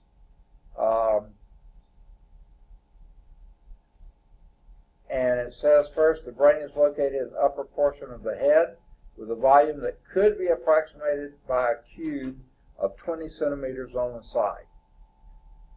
I'm not even sure I would come up with that, but that's what they're coming up with. And then brain cells consist of about 10% electrons and 90% glia. Those are the little finger-like things. Vary greatly in size, with dimensions ranging from a few microns to a meter or so. As a guess, let's just assume about 10 microns, okay? And then you go from there, and you do your estimates, your size of your brain, the volume of the brain, that portion they gave you estimate, and volumes of a cell, divide those and see what you get. And don't worry about the exact number, because they're all estimates anyway. Get order of magnitude, and they came out with 10 to the 13th cells. You know that's not exact, but that's a pretty good guess. Okay? How many $1 bills stacked on top of one another would it take to reach the moon? Just give me the money. Show me the money, I don't care. Okay. They estimate the thickness of a dollar bill, and they know approximately the distance to the moon. You go back to your table at the front of the book. Ooh, it's not there, is it? In my physical science book, that's where it is. Let's see. Where are tables like that in the book? I don't see them anywhere. I bet you somewhere you can find those kind of numbers. Distance to the moon, you know, all those kind of stuff. I'm not going to stop and look for them now. But anyway, you estimate order of magnitude and how far it takes to get there. Number of galaxies in the universe, same type of deal. All right, let's move on to coordinate systems. Coordinate systems are used to describe position of a point in space. Now, quite often we think of a coordinate system as x, y, right? This is called the Cartesian coordinate system when you have two dimensions. You're talking about the position on the plane. But really, most of the time we're more interested in position in space. What we typically do then is just do a third dimension. And I like to use this corner of the room because this is where I usually stand. I usually like to call that my x-axis, that seam in the floor and the wall down there. This my y-axis, and this my z-axis. Now, unfortunately, I've got something sticking out here, but just imagine that's not there. Z. Now, the reason I name them that way, you need to have what they call a right-hand system. X, point your fingers in the direction of X, curl them in the direction of positive Y, your thumb on your right hand is going positive Z. That's called a right-hand rule, okay? So, once you have your system set up for space then, the coordinate system consists of a fixed reference point called the origin. There it is. I picked that corner right down there, the origin. Specified axes, X, Y, Z. Now, I need scales and labels on those. And it works out well, these squares of tile are about 1 foot, right? 1 square foot. So, what I can do is count the number of tiles this way and the number of tiles that way, and I've got feet. Now, the trouble is the concrete blocks are not, okay? They're really more like 8 inches, okay? Because you see that's a little bit less than a foot. But you know, for the purposes of it, I'll just assume they're a foot too, even though I know they're really not, okay? But that would be my scales, and I can put them labeled, okay? Now, instructions on how to label a point relative to the origin and the axes, you need to know that as well, okay? Here's the typical rule. We've already determined what's our positive x, what's our positive y, that made this the positive z. So anything going out into the front of the building there, that would be a negative x. Anything going into the fan room next door to us, that would be a negative y. Anything going down to the first floor, that would be a negative c. So that's any point in space. Let's just pick one. How about this one right here? Okay? Well, we count 1, 2, 3. How many on x? How many on y? And how many up? We label that as an ordered triplet, x, y, z. Okay? You have to have all three.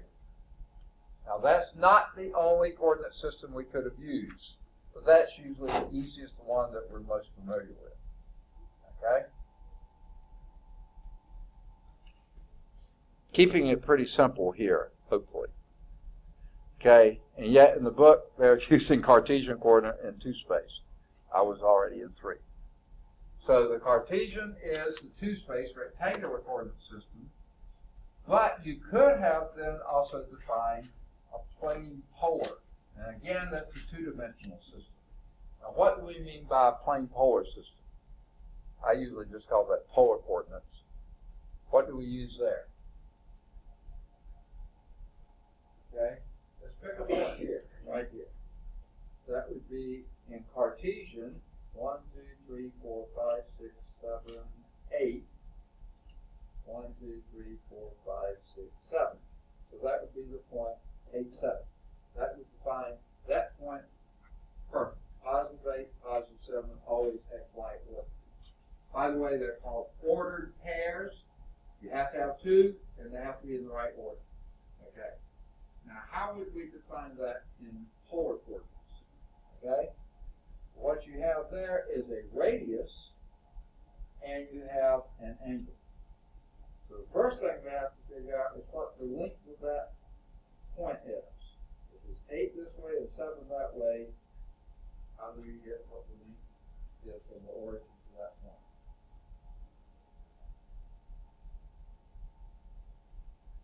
You know the x and the y coordinate, how do we get the length to the point? What does that form? What? Okay, somewhatly, but not quite. I'm looking for the distance from here to there. Yeah, your slope would be y over x, so that would be your slope. Maybe you can get there from point slope, but I was more thinking, what is this that I'll just keep drawing here? A right triangle. Very good. What can we use with a right triangle? Famous theorem. Pythagorean theorem. Okay? Now, how does that work? X squared plus y squared is going to be that r squared. So this r is the square root of x squared plus y squared. That gives you your r, your radius, how far you are from the origin. Then, what you were suggesting before comes really close to giving you your angle. Okay? Because the angle y over x, that's opposite side over adjacent side, what's that the measure of?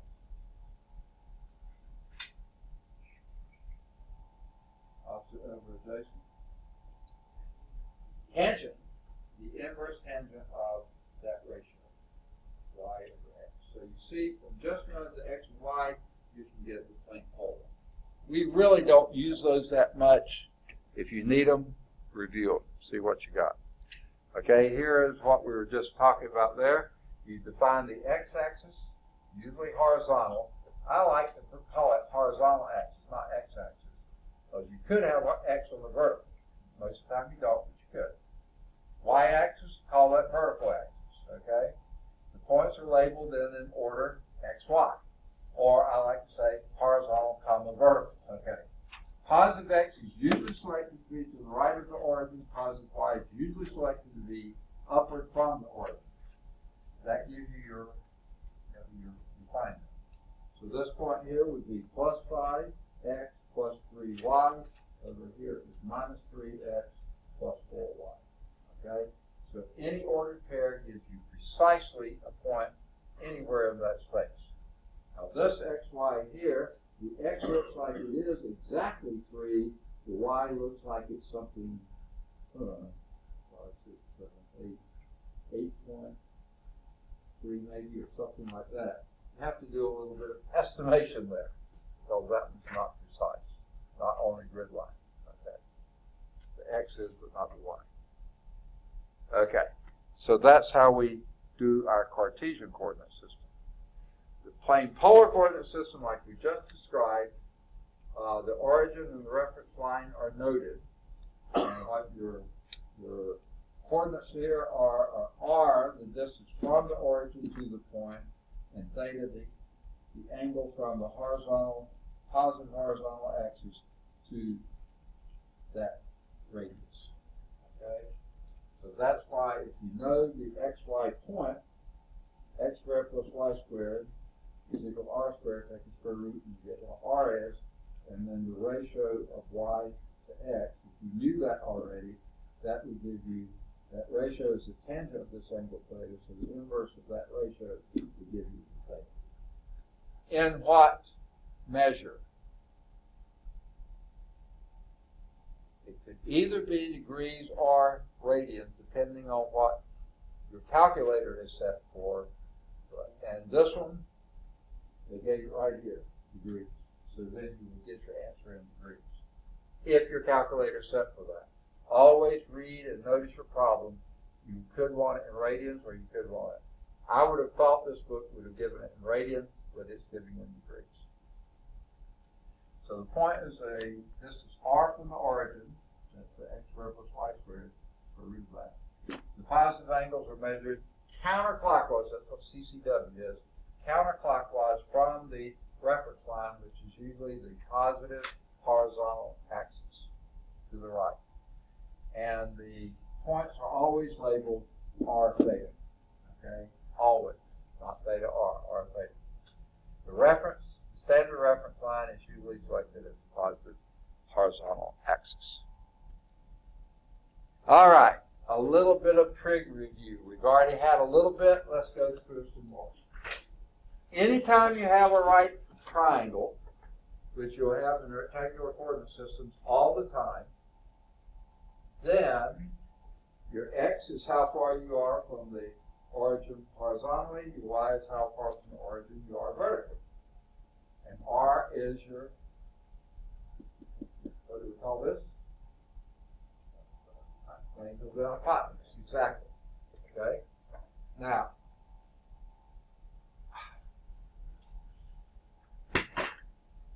I always just remember sine is opposite over hypotenuse, cosine is adjacent over hypotenuse, sine is opposite over adjacent. It wasn't that big of a deal for me to remember. I don't know why. I usually don't remember well, but that wasn't too bad. Okay? But the first term I taught trig here, we were actually Western State Tech then, in this classroom, some gal who sat right over there gave this acrostic I had never heard before. She said, some old hag caught another hag taking oats away. I thought, oh, pretty easy to remember. A couple of terms later, and a year later, or something like that, another student said, some old hen caught another hen taking oats away. I like hens better than hags, so I go with that one. Okay? Now, I had a roommate when I was in college. I was in grad school. He was undergrad, and he thought this was nifty. I've seen other people. Sa, ha, hoa. Well, guess what? I can't make a distinction between sa and ha, which is which, so I have to remember sine is opposite over hypotenuse, so I'll know which one he's talking about. Sa, ha is cosine and adjacent over hypotenuse. So I don't find that helpful, but some people do. Some old hen caught another hen taking oats away. That's pretty easy. Well, let's look at our coordinate system and see what our opposites and adjacents are. What those are is the adjacent side to the angle here. That's your x. Your opposite to this angle, that is your y. And of course your hypotenuse is your radius. So using this, the sine is always y over r, the cosine is x over r, and the tangent is y over x. So we've already hit those. There they are again. Okay? pretty straightforward. Any questions on that? Okay. We already hit the Pythagorean theorem. The r squared is your hypotenuse squared is your x squared plus your a squared plus b squared, x squared plus y squared. Always. Okay? That's whether x is positive or negative, whether y is positive or negative, because you square them, they're both going to be positive, add them, they're going to be positive, take the square root of that, you get a positive r. R is always positive. You never have a negative r. Always a positive r. X and y could be positive or negative. To find an angle, you need the inverse trig function, okay? And most of the time, the easy one is the tangent, inverse tangent, because usually you're given your x and the y. You have to calculate the r. Guess what? You may have round-off error. If you know these two, use these two, and then it's the inverse tangent. Is that the inverse tangent of that ratio is the angle theta. They're given the example of inverse sine is, since we know the sine is the opposite over hypotenuse, or y over r, then the angle theta is the inverse sine of that ratio, y over r. Inverse sine of y over r. And that's what they're doing here. Now, they didn't give the y and r, they just told you that ratio was 0.707. Now, why did they make that a decimal number of less than 1? Is that always the case? You better believe it. The hypotenuse is always the longest side of the triangle, the right triangle. The x's and y's are always shorter, so that ratio is always less than or equal to 1. Okay? Now, hate to even bring this up. In fact, I think I won't. If you're any other quadrant besides the first quadrant where everything is positive, if you're over here, the x is negative, but the y is positive. Down here, the x is negative, the y is negative. Over here, the x is positive, but y is negative. So if you're in other quadrants, then those ratios could have different SIGN signs to them, and you have to figure out where you are. But your inverse tangent is always going to give you, or inverse anything, is always going to give you the angle in one of two quadrants. And if you're in another quadrant, add 180 to whatever your answer is in the first or second. Okay. So I don't want to get into that too bad. But the inverse sine of that ratio, 0.707, happens to be 45 degrees if you're in radian mode. I mean, in degree mode. Let me get names, please. Huh? Right and green. Right, okay. Okay. Dear Wilson. Good, thank you. All right.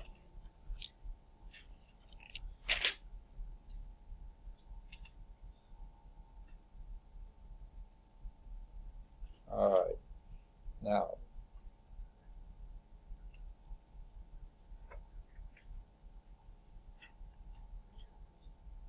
yeah. We're not quite through at the end of the chapter, so I don't think we're going to get there because we're supposed to have already, let's see, I have to stop the thing. Okay. Started at 2, goes to go to 350, and we've already passed that, right? Yeah. So it looks like we're probably not going to have time because we took so much time last time with the introductory stuff. But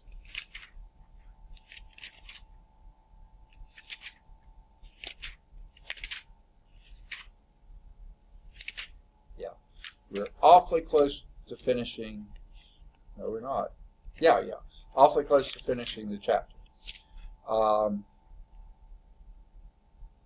What we can do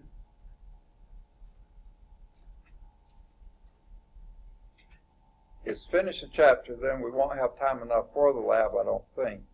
So what we'll do next time is start chapter well, in fact, if we finish the chapter today, let's see, still don't have my mind wrapped around this. 2 to 350, and then, is that right? No, yeah, 2 to 350, 4 to 530, right? That's what we're supposed to get. And it's now just, 4:05.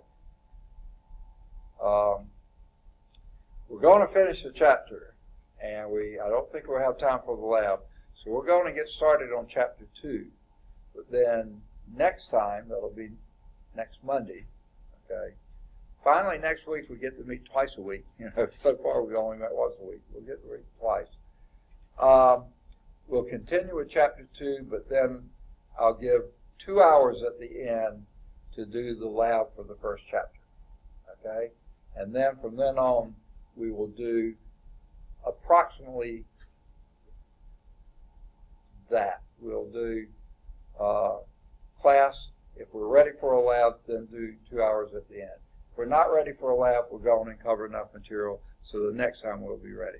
Because the labs really are set up to be 2-hour labs, but in the summer, they're 2 hour and 30-minute labs, so it really isn't time enough for one. So what we'll do is finish the chapter today, go on and get started in chapter 2. Next time we'll continue in chapter 2, but then when we get to 3:30, we'll stop and do the lab in chapter 1, okay? So we won't go 2 hours and 50, we'll only go 2:30. Then we'll do the lab for chapter 1. If we finish chapter 2 then, or next time, if we have 2 hours at the end, we'll do the lab for chapter 2. So we'll go like that. So today, since we don't have time to finish the chapter at all, I mean, we're already past our lab time, so we'll just go on and do all lecture today, next time partial lecture and a full lab. The time after that, partial lecture and a full lab again. So we'll catch up our lab time in the subsequent days. But today we'll just keep going until 5:30. Sorry. I know it's exciting, but get over it. Okay. Because we didn't get enough covered last time. Almost nobody had a book last time, so we'll just keep going. Now,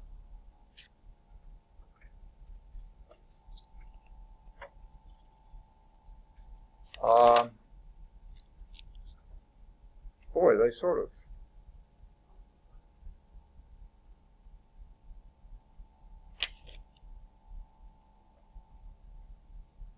okay.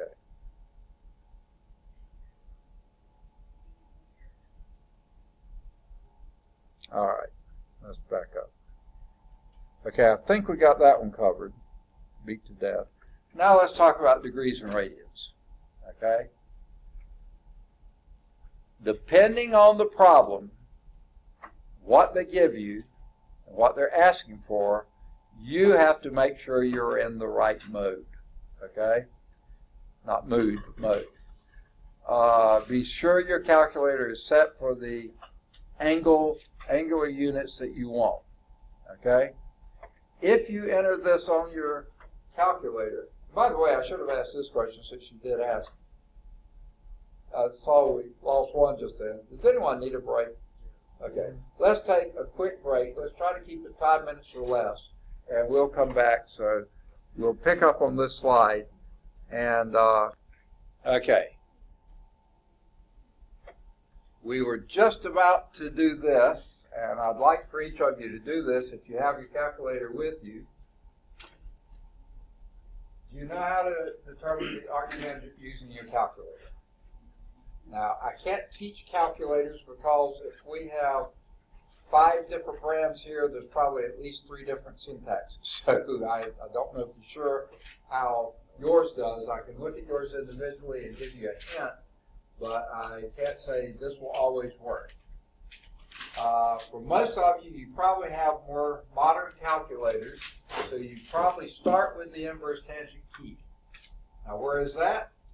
It's the shift over the, or second over the tangent key, right?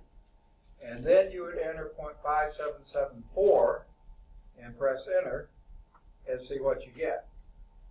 Did you get either of these 2 numbers?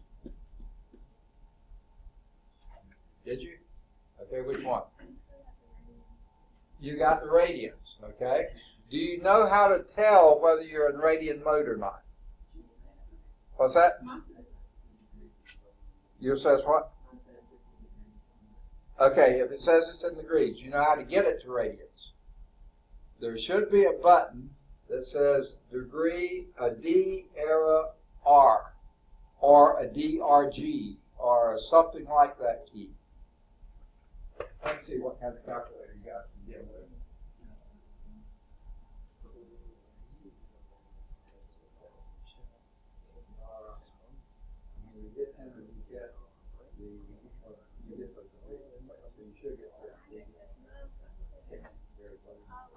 Okay.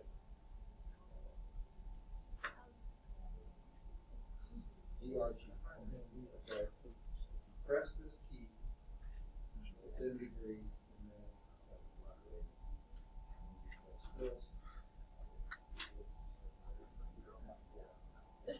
Okay.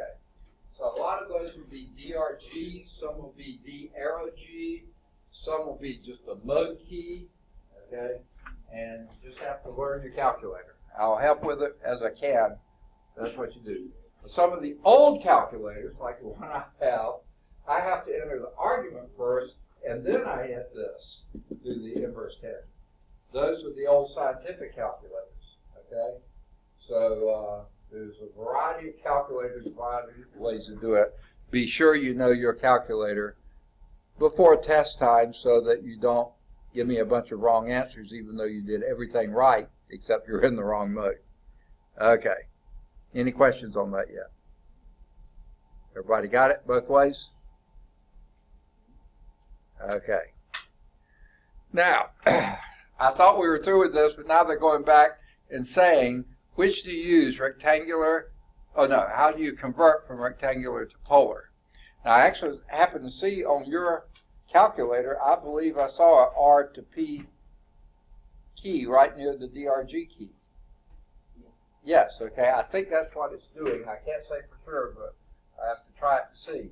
But if you're going from rectangular to polar, if you're given X and Y, that's rectangular, you use Pythagorean theorem to find R, and then you use the inverse tangent of Y over X to find your angle. And you have to determine which mode you want that angle in, degrees or radians. If you're going from polar to rectangular, these are pretty nice, okay? Now remember our setup. This is your R, this is your Y, that's your X, okay? And there's your angle theta. So guess what? We know that sine of theta is opposite over hypotenuse, so sine of theta is Y over R, multiply both sides by R, you get R times sine of theta is equal to Y. There it is, right there. You also know that the cosine of that angle theta is adjacent over hypotenuse, so that's X over R, multiply both sides by R, you get X is equal to R times cosine of theta, and there you have that. So sure enough, these are really easy to get to. One of the next things we're going to do is how to come up with components of a vector. We're going to use these all the time. All the time. So hang on to those. Those are pretty important. It's basically going from polar to rectangular. Whether you're even using polar coordinates or not, if you're dealing with vectors, that's what we deal with. Okay? Now, it seems like every one of these books has this little problem-solving strategy. But before we do that, there is a problem in the text. Example 110, how high is the building? I think it's a pretty easy problem to follow. Do any of you feel like you need to see that done? Let me know. If you do, I'll be glad to do it. Pretty easy to follow in the text. Okay? Now, the problem-solving strategies, this is over in 1.11 in the new edition. It's 1.8 or 1.9 in the older edition. So since it's shown up here, if you want to turn over to 1.11, we'll come back and do vectors in a minute, just so I'll keep it in order. Otherwise, I'll skip it and forget to come back to it. It's really pretty straightforward. You've probably seen it in dozens of different forms in different texts. Number one, read the problem. And I would say reread the problem. Read the problem enough until you got a really good idea what they've given and what they're asking for. Okay? Now, as I'm reading the problem, I'm usually jotting that kind of stuff down. Okay? And usually where will I draw it? Where will I jot it down?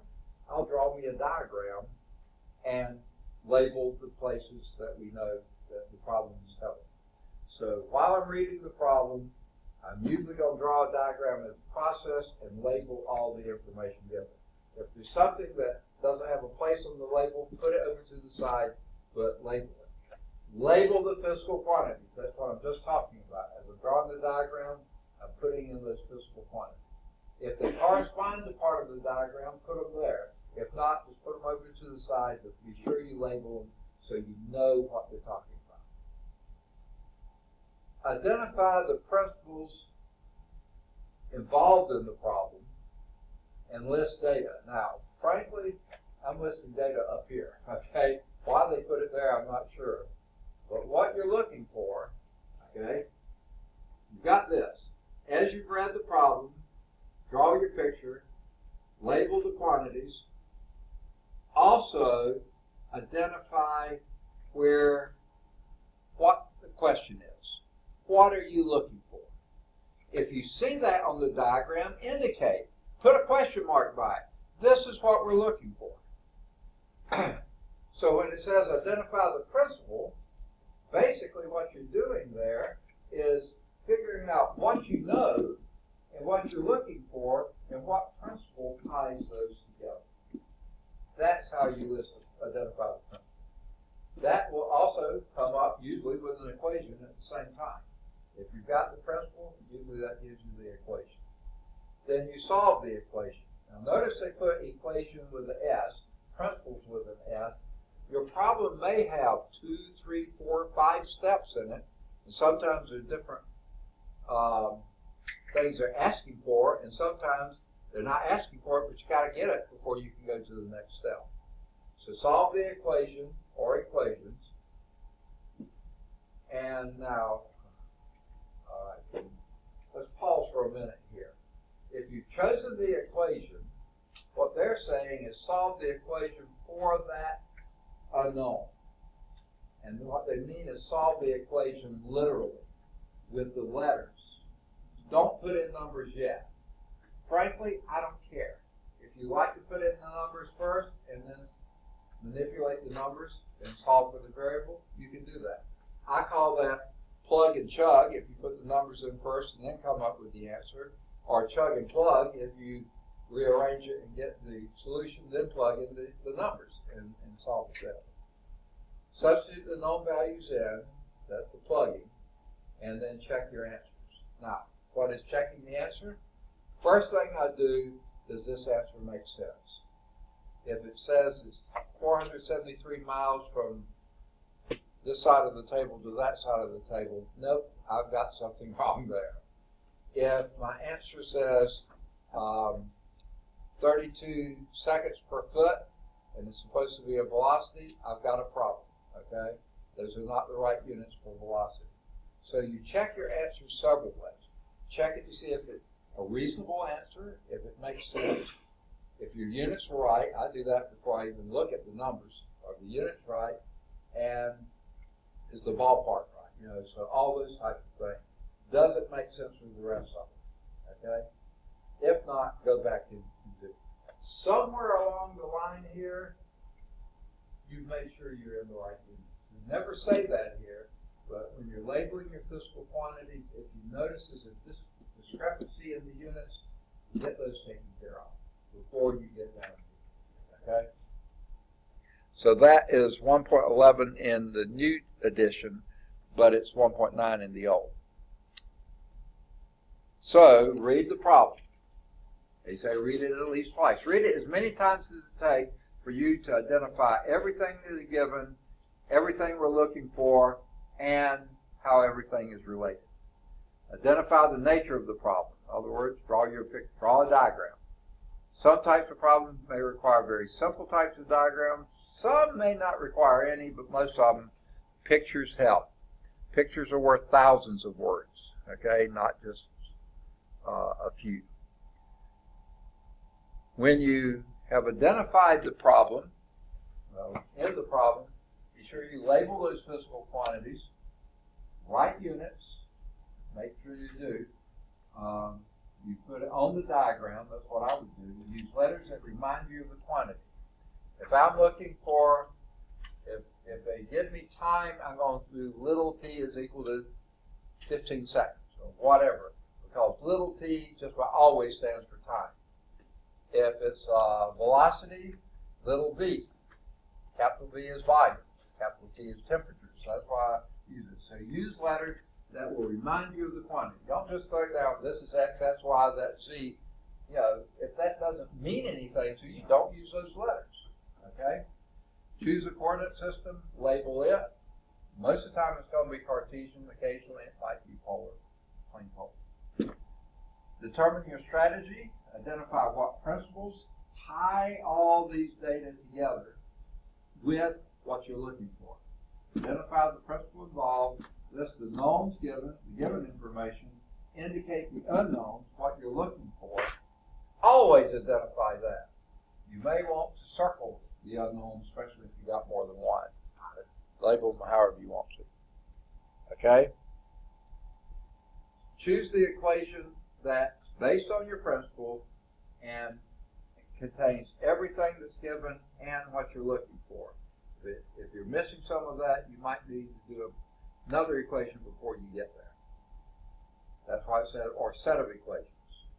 The solution, now they like for you to solve for the quantity first without putting the numbers in, then substitute into the equations. A lot of students like to write down the equation, put in the values, and then solve for the unknown. It doesn't matter to me. Substitute the data into the equation, obtain the result, include units. Always include units. If your units don't jive, you've got your problem wrong. Check the answers. Do the units match? Are the units correct? For the quantity being found, does the answer seem reasonable? Order of magnitude?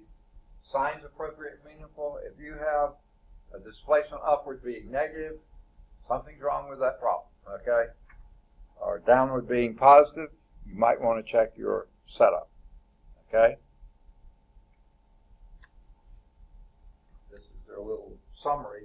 Equations are the tools of physics, okay? Understand what the equations mean, how to use them. We'll hit this more in later chapters. Carry through the algebra as far as possible. Substitute the numbers at the end. That's what they suggest. In other words, solve the equations literally with the letters, with the one you're looking for is on isolated on one side, all the rest on the other, then put the numbers in. And one thing is be organized. Now, I feel like I'm a hypocrite because when I'm working on the board, I have a little space to work with, so I'm writing all over the board. Sorry about that. But as much as possible, keep it somewhat organized, orderly, so you can follow what's going on. And guess what? They skipped vectors completely. And I think I know why. These are going to show up in Chapter 3. And since they're in Chapter 2 in your book, what I'm going to do, well, let's do it.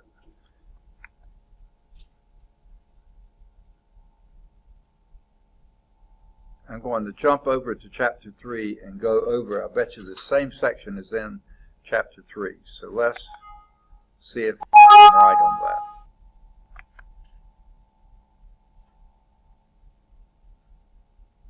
Okay.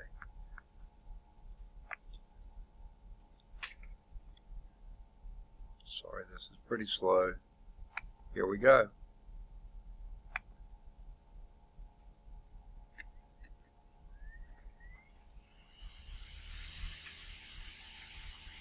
this. It's slow, but it's getting here. I say that.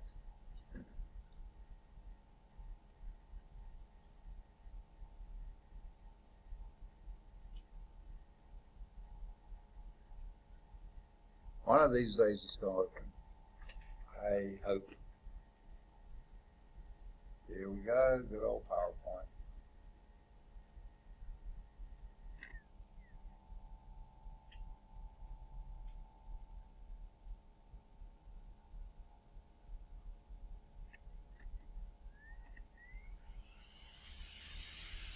Zero, do something.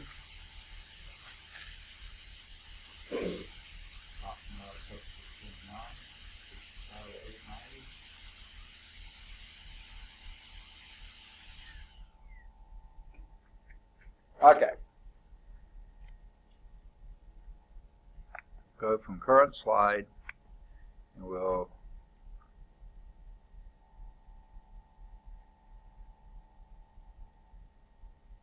all right. Let's just start with this.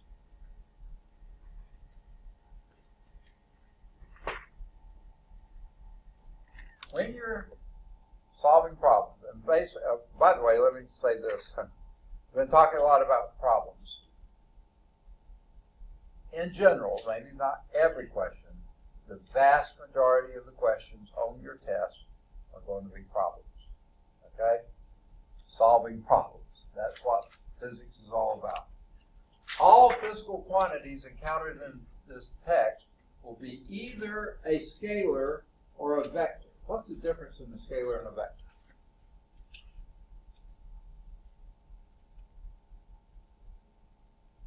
Say again?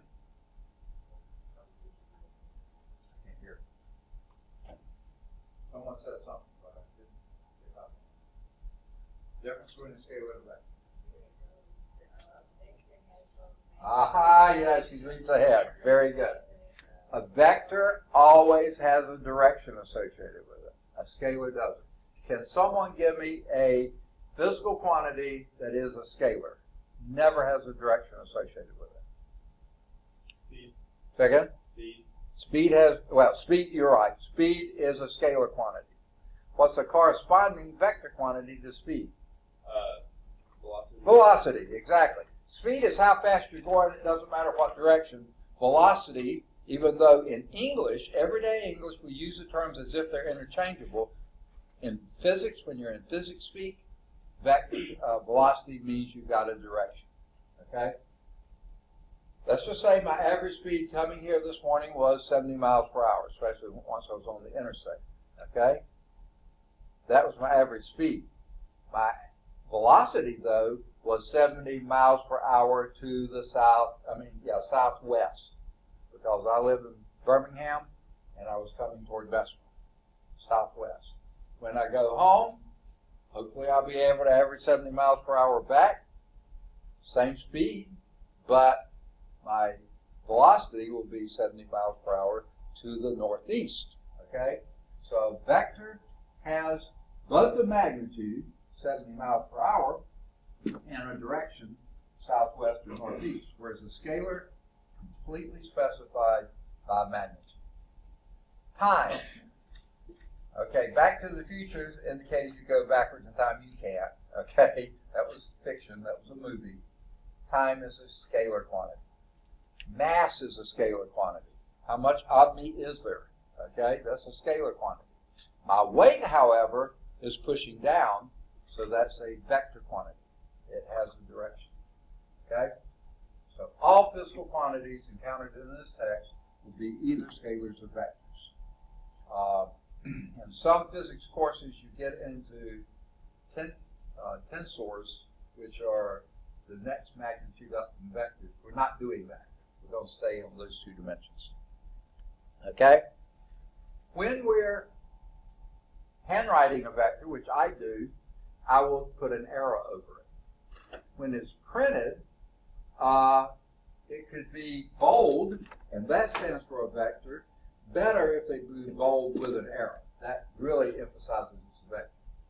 When dealing with just the magnitude of a vector in print, they do an italicized letter. Usually the same letter they use for the vector, without the vector symbol, without bold, and in italics. I can't write in italics. I can't write in bold. That's why I use the arrow, and without the arrow, that would be the scalar, the magnitude forward. Italics will also be used to represent scalars. I don't do italics. I'll just write them. Okay, here are some of the properties of vectors. Two vectors are said to be equal if they have exactly the same magnitude, but pointing in exactly the same direction. So every one of these four vectors appears to be equal to the others. Okay?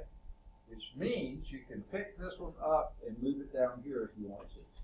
Or over here, they're all equal. As long as they don't change magnitude and don't change direction. So movement of vectors in a diagram, as long as you don't change its magnitude or its direction, you've got an equal or equivalent vector. Now, what if this was pointing in this direction? Would that be the same vector? Same magnitude, same line, but guess what? Pointing in a different direction. Because a vector is magnitude with a direction, direction has to be identically the same, as does the magnitude. All right, how do we go about adding vectors? Not quite the same way as we add scalars. You know how to add scalars, you just add them together. Vectors, however, the directions must be taken into account. Now, the units have to be the same. If you have one vector that's in pounds, a force vector in pounds, and another force vector in newtons, you can't add them just, you've got to get them to the same units first, and then you can use vector addition. So units must be the same. You've got to do that first. Okay. Now, there's some geometric methods which are altered. They're doable. They may help you see what you're doing. You have to use pretty careful scale drawings to do this, but you can do geometric methods, and we'll talk about that coming up pretty soon. Then there's algebraic methods. Okay? You can do equations that make these done. Those are sometimes maybe just a tad confusing, but most of the time they're pretty straightforward. But the best way to do it is by components, and that may be what they mean algebraically, but we'll get to that later. Symbolically, we just do this. The resultant vector quite often is given the symbol R. It's a vector, so they bold it, they put an arrow over it, okay? And if the resultant vector of two vectors you've added together, this is how you express that. Now, ask you a hopefully not a trick question, but a question. Does that mean that vector R is always shorter than A or B? I mean longer than A or B? No, you're doing vector addition, and addition matters. What if vector A is like this? And vector B is like this. You add those two together, your resultant vector is like this, shorter than either one of them. But it's the sum of those two vectors. We'll show that in just a minute. So don't think of this as addition of numbers, because you expect those to be same. You can actually think of this more like sign numbers. If A was 7 and B was negative 5, 7 plus negative 5 is 2. That is correct addition, and that's sort of how vector addition does too, except it's not that simple. Okay, so let's do the geometric kind. I really hate they spend this much time on it, though it does give you a visual image. You choose a scale, you draw the first vector with the appropriate length and in the direction specified with respect to your coordinate system. Set up your coordinate system and you choose your scale. Draw the next vector using the same scale, same appropriate length in the direction specified with respect to the coordinate system, whose origin is okay. But this time, if you draw that first vector, like I said here, and then the second vector was here,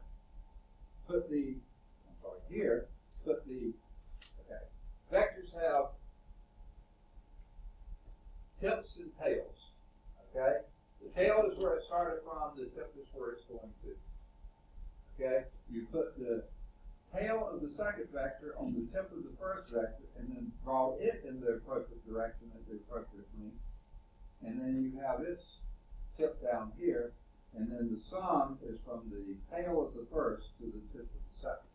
That's why you can wind up with a smaller vector sum than you had to begin with. Okay? So that's what all this is saying. Whose origin is the end of the first vector and parallel to the coordinate system. The coordinate system, I think that's what the coordinate system used for the first vector. Okay? Finally, they got a picture here. Continue drawing the vectors tip to tail. The resultant is drawn from the origin of the first to the end of the last. So here's our simple two-vector system. Here's our vector A.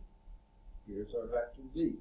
To add A to B, draw A, then draw B with the tail of B on the tip of A. Let the tip of B fall where it lies. And if it's just the sum of these two vectors, then the resultant vector's tail is at the same place as A, tip is at the same place as the tip of B. That's the resultant vector. Now this one, they drew so the R is longer than A or B because of the way they did it. Okay. The resultant is drawn from the origin of the first vector to the tip of the end. Okay, now how do you define that resultant vector? And again, this is sort of an awkward way. Okay? If you know the scales you're using, then you have to take your scale, figure out how many units that is. That would be the magnitude of R. And then you have to have your angle here, and again, this isn't easy, but whatever the, if you draw your axis in here, where this is horizontal, that's vertical, and that dimension over this dimension, that ratio of those two, the inverse tangent of that will give you the angle here. And again, this isn't the easy way to do it. This is the way to visualize what's going on, but this is not particularly easy. That's sometimes called the triangle method. Other times you'll sometimes see it called the parallelogram method. Or this one actually called it a polygon method. Now why they call it polygon is if you're adding 2, 3, 4, 5 vectors together, then you're not just going to have a triangle, you'll actually have a polygon and a many-sided figure. Okay. Now, sorry, got something stuck in the tooth. Vectors obey the commutative law of addition. Okay. What does that mean? If you add A plus B, that's the same as adding B plus A. So you see, this B is the same as that B. This A is the same as that A. A plus B is this one. There's your R. B plus A is this one, same R. Identically the same R. Same magnitude, same direction. So the order in which the vectors are added doesn't affect the result. A plus B is the same as B plus A. Same as for numbers. Now if you remember, in numbers, A minus B is not the same as B minus A. Find that's true in vectors too, but we haven't even discussed what subtraction of vectors are. We'll get to that very shortly. Now this is when you're adding more than 2 vectors together. And this would be then the polygon method. So here you have your A, here you have a different B, a different C, a different D. And if you're adding them, tail to tip, tail to tip, tail to tip. Keep doing all the way around. When you get to the result, then the tail of the first to the tip of the last, that's your resultant vector. And again, they've shown you one that looks like the resultant is longer than any of the others. Not necessarily the case. Okay? The resultant is still drawn from the origin of the first to the end of the last. That would be the polygon method rather than triangle method. And guess what? Doesn't matter which order. You could have started with B and added A to it, and then added C, and then added D. Yeah, you're going to get the same result. Arm waking didn't give you the same, but you would. Okay. Any questions on that? Not the easiest way to do it, but it actually gives you a good visual. Now, more properties of vectors. Let's talk about negative vectors. The negative of a vector is defined as the vector that gives 0 when added to the original vector. Okay? I wouldn't have approached it that way, but it is. When two vectors are negative, if they have identically the same magnitude, but exactly opposite directions. In other words, exactly 180 degrees apart, or pi apart, exactly pi radians apart. And of course, then if they're negative, if you add A to the opposite of A, the negative of A, you're going to get 0. And by the way, rather strange, this is usually the 0 vector, which is really a strange vector because it has neither magnitude, because it has 0 magnitude. And what direction does it have? Since it has no magnitude, it can't be pointing in any direction. So technically that is a vector, but it's just a really weird vector. So the number 0 is fine. The book doesn't specify that. Some calculus books do. Now, what do we mean by vector subtraction? Well, go back to sign numbers. When you're dealing with whole numbers and back in grammar school, you knew about subtraction, undid addition. Well, when you got into sign numbers, what did you do? If you had A minus B, that was the same as A plus the opposite of B, right? Same thing here. If you have A minus B, it's A plus the opposite of B. And that's why we said the negative, we had to define that first. So if this is your vector A, and there's your vector B, if you're adding those that would be the resultant. If you're subtracting, you do the opposite of B. In other words, same magnitude, but exactly the opposite direction, 180 out from that. So it's A plus a negative B. There would be the subtraction vector, A minus B. Okay. And then once you have that, you use your standard vector operations. You put A, and then the tip, the tail of B on the tip of A, and go down to the tip of B, and then the result is from the tail of A to the tip of B. That's the result. And again, this is not the easy way to do it, but it's the way that you can see it. Okay. Now, there are 3 different ways you can multiply when you're dealing with vectors. We're going to deal with the first and the simplest only. Later in the text, we will introduce the more complicated. But now we're going to multiply or divide a vector by a scalar number only. Okay? The result is going to be a vector. Because you're multiplying or dividing a vector by a scalar, you still got a vector. The magnitude of the resultant vector, the magnitude of the given vector is multiplied or divided by the scalar. The direction does not change. Unless that scalar is negative, and then it flips the direction exactly opposite. Okay?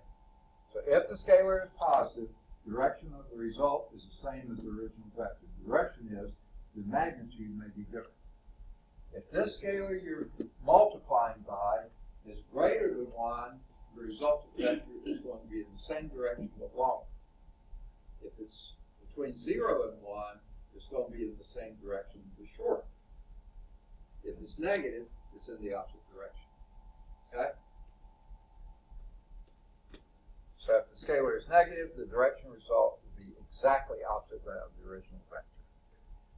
A lot of blah, blah, blahs here, but it's pretty easy to do once you have it. It is useful to use rectangular components to add vectors.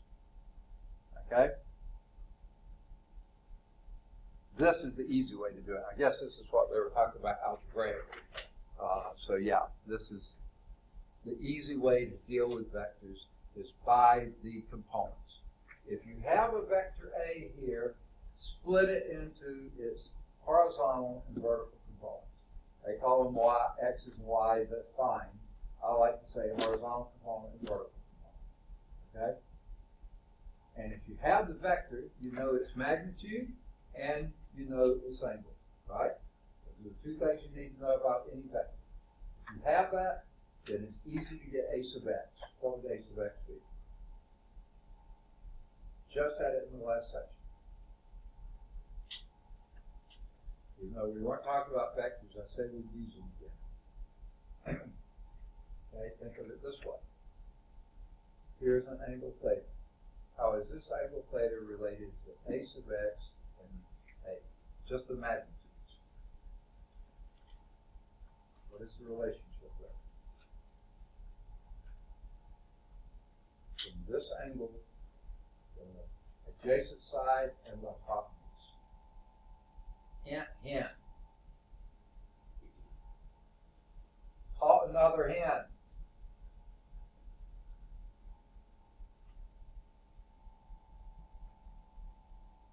Earth the class, come in, please. Say again? Yes, the cosine of theta is equal to a sub x, the adjacent side over a the hypotenuse. Now I'm talking about just magnitudes here. So multiply both sides by a, and you have a times the cosine of theta is equal to a sub x. If you're given a, the magnitude of a, and given the angle, you've got the adjacent side, a sub x. How about a sub y?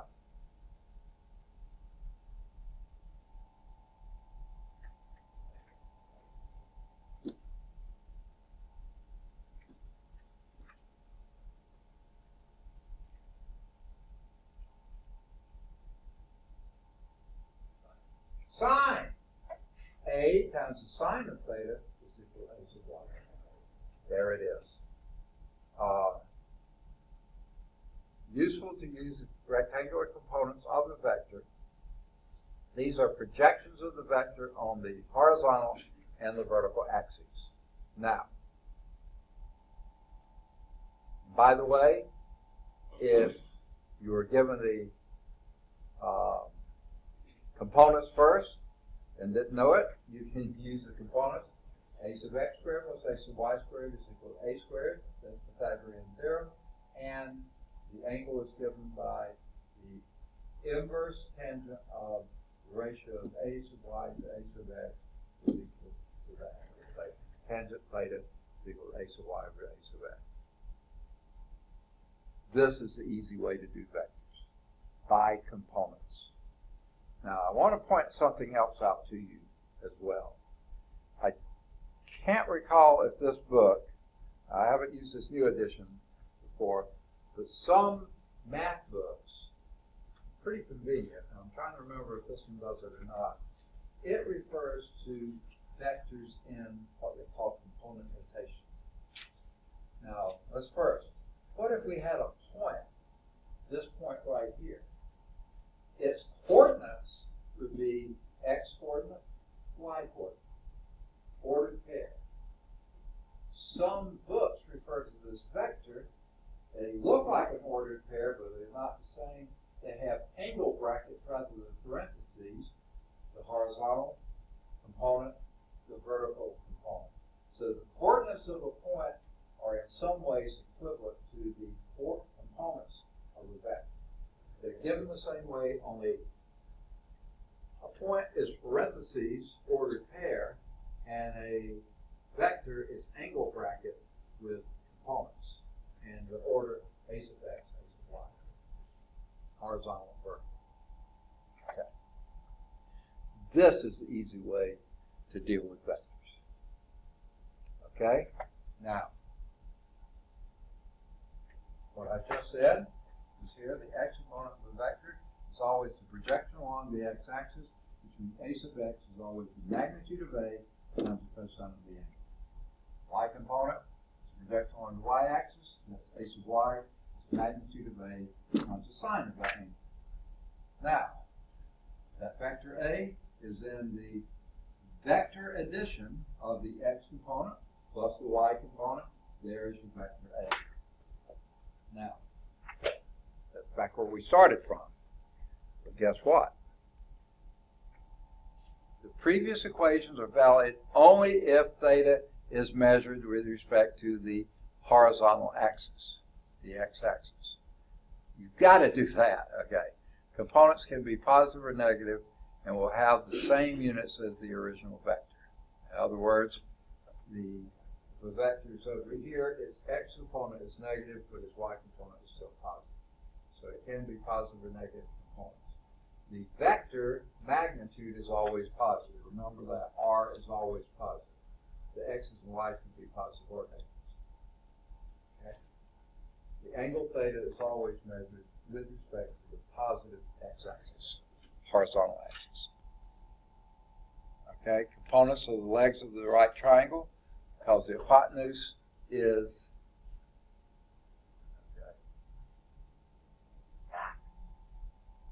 I see. The components of the legs of the right triangle whose hypotenuse is that vector A. Okay, I think of hypotenuse as not being a vector but a magnitude, so I will simply italicize A, but I see what they're saying. And A is equal to square root of A sub x squared plus A sub y squared. And the tangent, the theta is equal to inverse tangent of A sub y squared. Same as we said before. We may still have to find theta with respect to the positive axis, because this could give you an angle in the first quadrant or an angle in the fourth quadrant. If your actual vector is over here, you just add 180 to this one. It's actually down here, you add 180 to that. Because the inverse tangent will only give you an answer between minus pi halves and pi halves. So if it's actually in a different quadrant, add 180 to it. Second, third, what there is, add 180 degrees or pi if you're in radians. Now, occasionally, we will do problems that we won't use horizontal and vertical as our coordinates, okay? It may be convenient to use a coordinate system other than horizontal and vertical. I'll give you an example right now. We'll be doing problems with an inclined plane. When you have a problem with an inclined plane, because your plane is in this direction, if you're pulling up the plane, you're doing this way, you're usually pulling in that direction. Your normal to that would be here. We'll talk about that later. The only thing that's not according to this is gravity. That's always straight down. You just break that into components parallel to the plane and perpendicular to the plane. So then, rather than x and y, I use parallel and perpendicular. Okay. Here's how they're showing it here, and there might be other circumstances where we use this too. If you choose axes that are perpendicular to, always choose axes that are perpendicular to each other. If you don't have that, you have a mess. Okay? And then you adjust your components accordingly. So we're not going to do much of that except on inclined planes, and then we'll make it pretty clear what we're doing. I won't use primes necessarily. I'll use parallel and perpendicular. Works so much better in my mind. Now, we talked about adding them vectorially, geometrically. It's sort of a pain in the neck. When you're adding them algebraically, choose your coordinate system, sketch the vectors, break every vector into its x and y components, its horizontal and vertical components. All the vectors, you add all your x's together, that's going to result in x. Add all your y's together, that'll give you resultant y, and then you can combine those together and you get the total resultant vector. See if they show a picture of that. Yeah. Add the components of y components together, you got it. Use Pythagorean theorem to find the magnitude of the resultant. Use the inverse tangent to find the direction of that resultant. Okay? Like we did before, you could picture that. You had a hard time coming up with that. Let's see if they have a picture. Okay. And y, a sub y is 0, b sub y, so r is b sub, the r sub y is b sub y. Okay? And guess what? Then you add these two together, that is your r sub x, that should be r sub y is b sub y. Now everything's set up. The magnitude of this squared plus that squared is equal to this squared, square root, blah, blah. Or, and then whatever this was, and that's why I said, to find that resultant angle, you have to do some more manipulation. If you do component form, you got it now. So easy to do it using components. You just have to break them down using those formulas we have. That's the way to add, subtract, do just about anything with vectors. Use component form.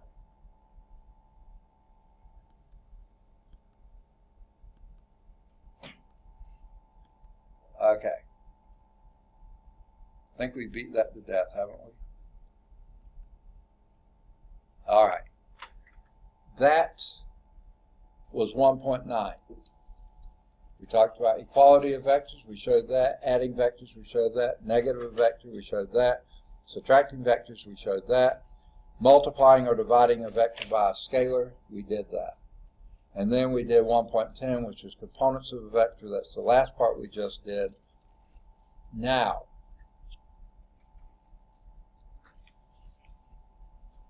seems like, did we have last time a quick quiz? It seemed like we did have one. No, we didn't. We just don't have enough space for it. Obviously, I missed a quick quiz somewhere. Let me see if I can find it.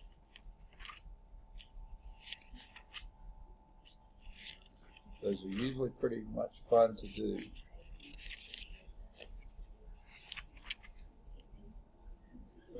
I'm missing it.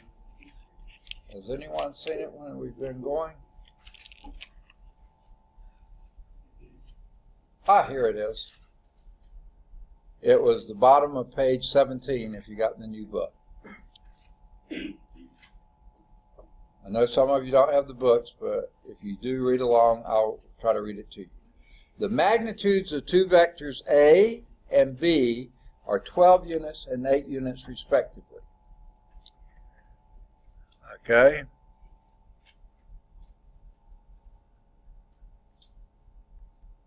All right. Let's see if we can get a slide with more.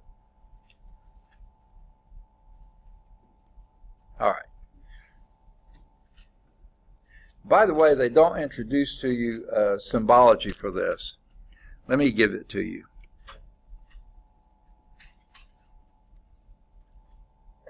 Okay.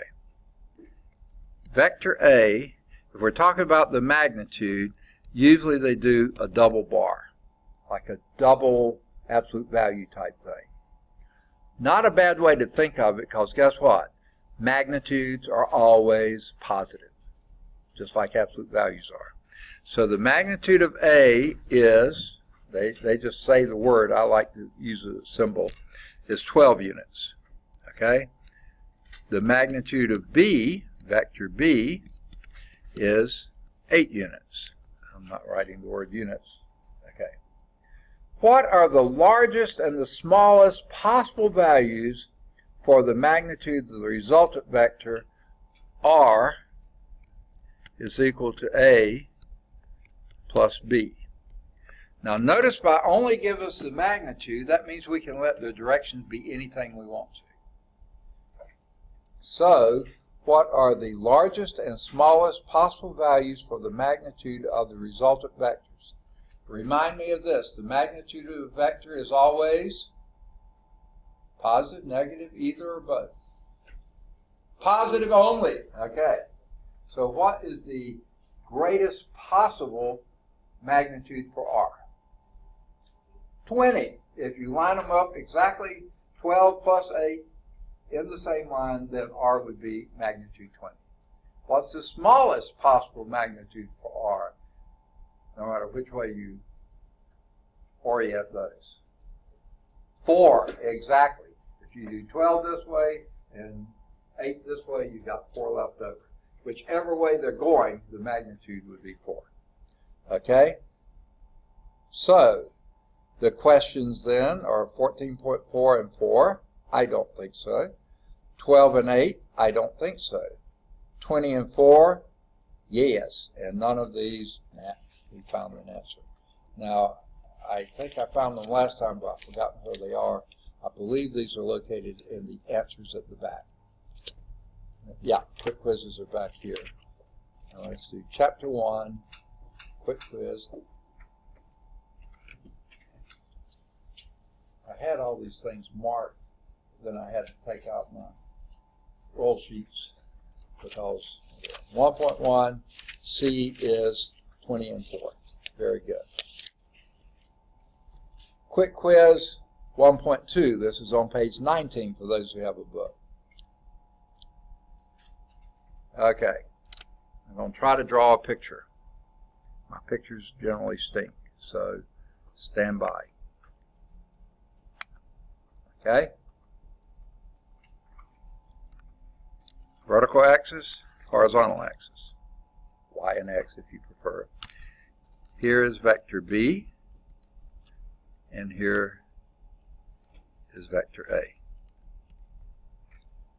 Okay? And that figure shows two vectors lying in the xy plane. Determine the signs, that's the SIGN signs, of the x and y components for A, for B, and for A plus B. So what's the sign of the x component for A? SIGN sign, not SIN. That would be negative. There would be your A sub x. And that's obviously negative. How about the y component for A? Positive. There would be the y component of A sub y. How about the x component of B? That would be positive. I'll put it here. Okay, that's B sub x. How about the y component of B? Negative. There would be the y, B sub y, negative. Okay? How about A plus B? How would you get that?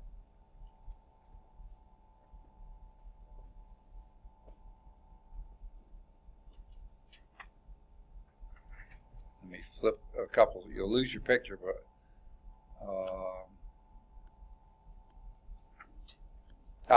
there it was. How do you get R sub x? You add the x components of the two vectors, right? So let's go back to our picture.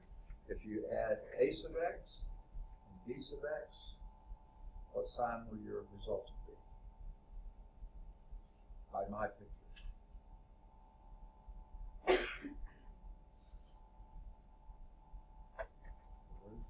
B sub x, put this tail on the tip, and there will be the result. What sign would that be?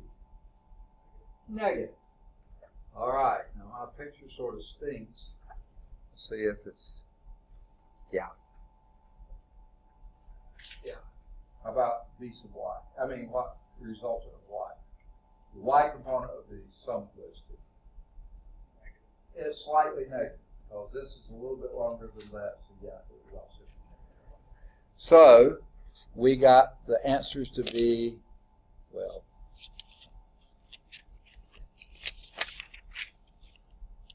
A has a negative x component and a positive y, B has a positive x and a negative y, A plus B is negative, negative. Got it. Now, 1.3, using the same picture. Which vector has an angle with respect to the positive x-axis that is in the range of the inverse tangent function.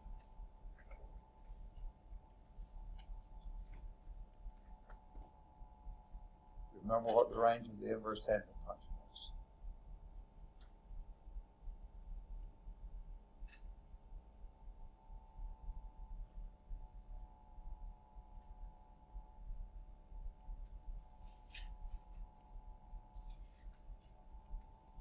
Anybody? Inverse tangent function is always going to be between what and what?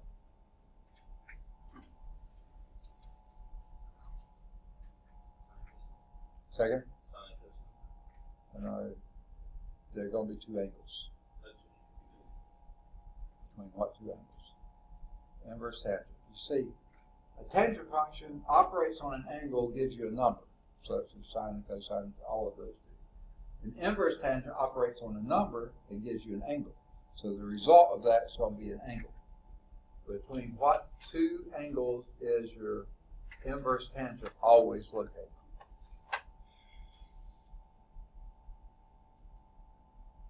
Okay. Say again? Okay, here's the way.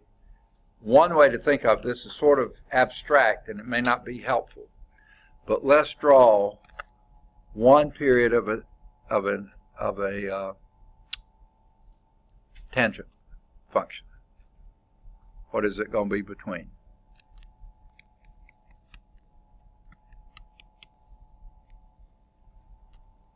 Isn't that what a tangent looks like? Kinda ugly, but true. Okay.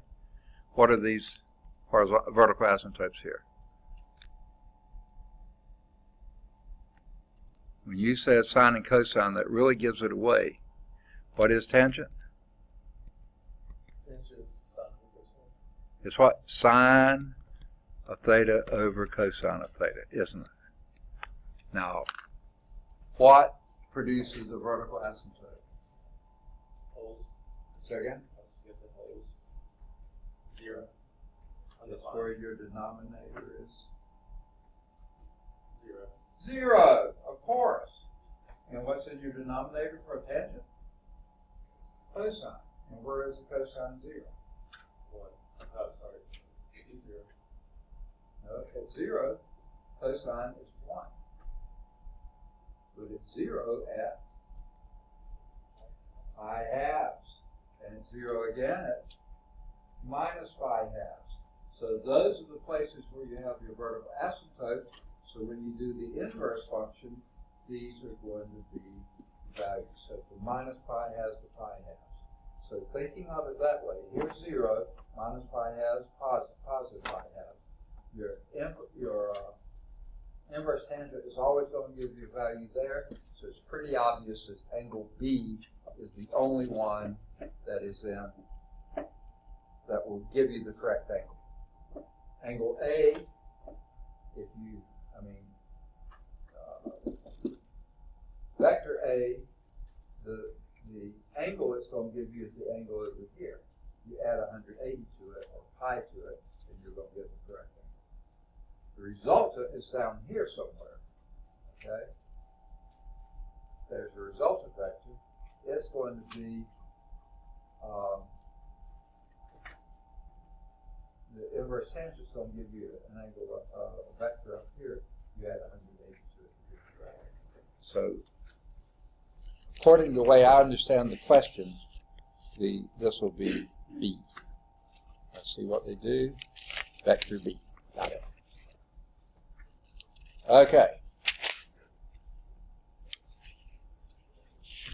That is basically the end of chapter 1. Okay.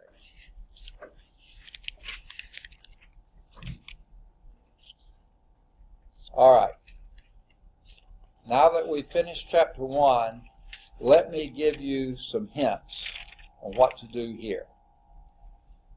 At the end of the chapter, on page 24, if you got the new text, there's a summary there, and it summarizes by section and subsection, no, by section, 1.1, 1.2, all the way up to 1.10. it has the important features there, but just a summary. Then they have some conceptual questions. These are on page 25. And by the way, all your formulas that were given in the chapter, pretty much all of them, are given in that summary. Okay? For instance, I don't see the formula 1.3. You'll have to go back to the chapter to find that, but I see most of the rest of them. Okay? Then there's some conceptual questions. If you can figure those out, just thinking through the things, pretty good deal. Okay? Then you get your problems. This is what your test questions are going to look the most like. So from section 1.3, you can do any of the odds 1 through 5. Okay? Now the reason I say 1 through 5, odds 1 through 5, the answers,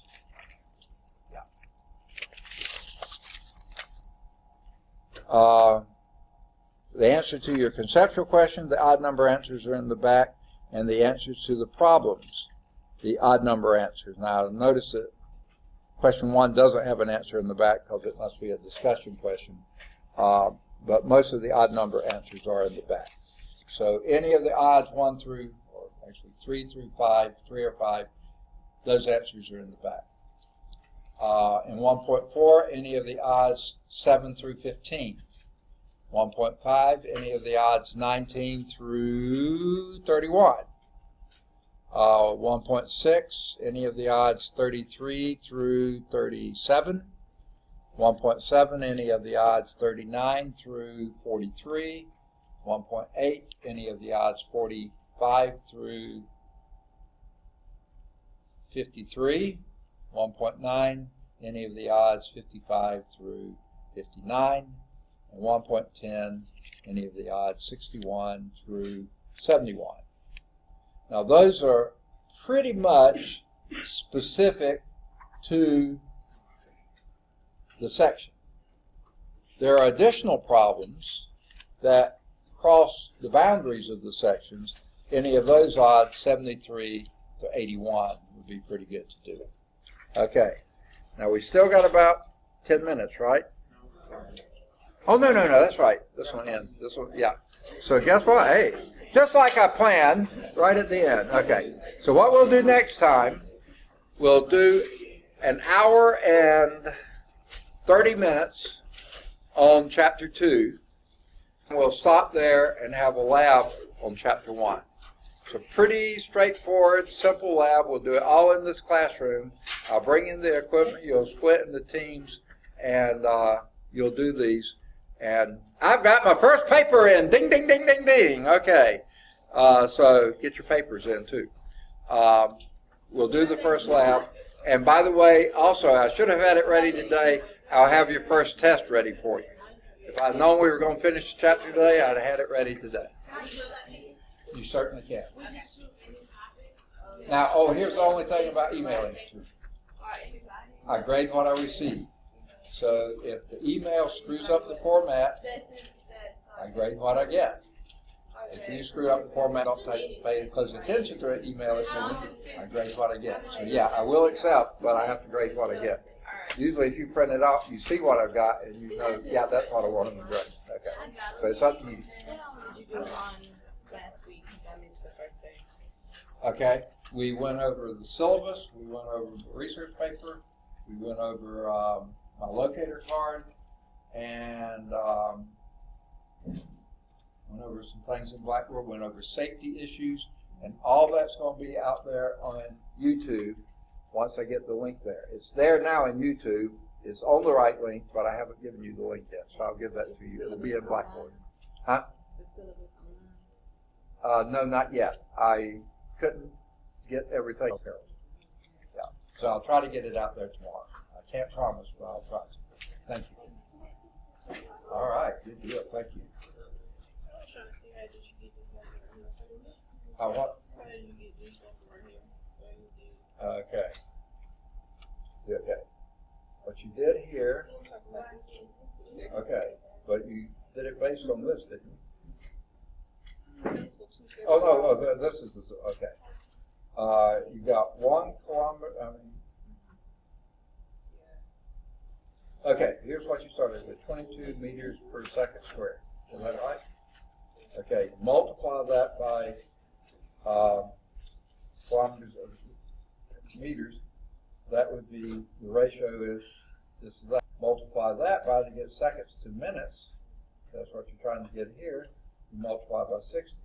But you have to square the 60 because this is second squared. You're going to minute squared, so you square not just the unit, you square the number as well. So this gives you 60 squared, which is 3,600, divided by 1,000. Where did, multiply 22 by 60 squared, 3,600. Okay. Can you do that? And then divide by 1,000. Okay. Alright, thank you. Okay. Yes. I have a question about the lab of this 3:30. Do we have to get there at 3:30 because we talked to you last week? You said it was okay for us to come at 4 because we work instead. Okay. Well, what you will do then, when you come in, and we're already working on the lab, just get with the team and get called out. Yeah. Good deal. Thank you. All right. Good deal. Thanks. Yes. No. It will be on Blackboard. Okay, that's how we get the word go online to Blackboard. Yeah. It's not there yet, but it will be. What is the research information on that? Yes, the research paper. And it's Okay. actually will be there in two places. Mm-hmm. Statically, it'll be under content in Mhm. Blackboard. But then if you go to the YouTube video and listen to the first class, you'll hear me talk about it in gory detail. And so you'll hear everything Okay. you need to know about it there. And from now on, you do want everybody to show up at like from 2 to 1:30. Basically, that's when the class meets, Okay. right? Yeah. Okay. Yeah, I asked a question about that. Usually, if we have a class, I thought that usually like with this class, Monday it'll be lecture day and Wednesday will be lab. Did they change? Say this again. Usually Monday will be lecture day and Wednesday will be lab. Physics, I always do This. lecture and lab together. Biology sometimes does lecture on one day and lab on the Okay. next. Yeah, 'cause Okay. I'm from most of the Birmingham campus. And Right. really- Yeah, biology does it that way, but not during the summer Okay. because everything is way too long. Yeah. So what we do is lecture, lab, lecture, lab. But if you're not ready for a lab, I keep lecturing, then the next day we'll have more time for a lab. Okay. So that's what we'll do. In fact, for a couple times we may be doing that. We may have short lecture and a long lab. Okay. And not long, but 2-hour lab.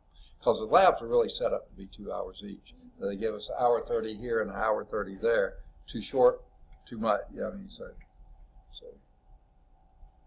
it just sort of works out best this way, I think. Yeah. I see. Okay. And The paper that we have to do, we have one doing this one too. Yeah. Yeah. So you can't use like. same paper, but you could try those. No. Okay, different topics too. I mean, mechanics, electricity, magnetism, so they're sort of different. Okay, now, let's see. I need to get out of this. I've been recording all your questions and answers, so including the good guess. And my cursor had almost disappeared, but I found it.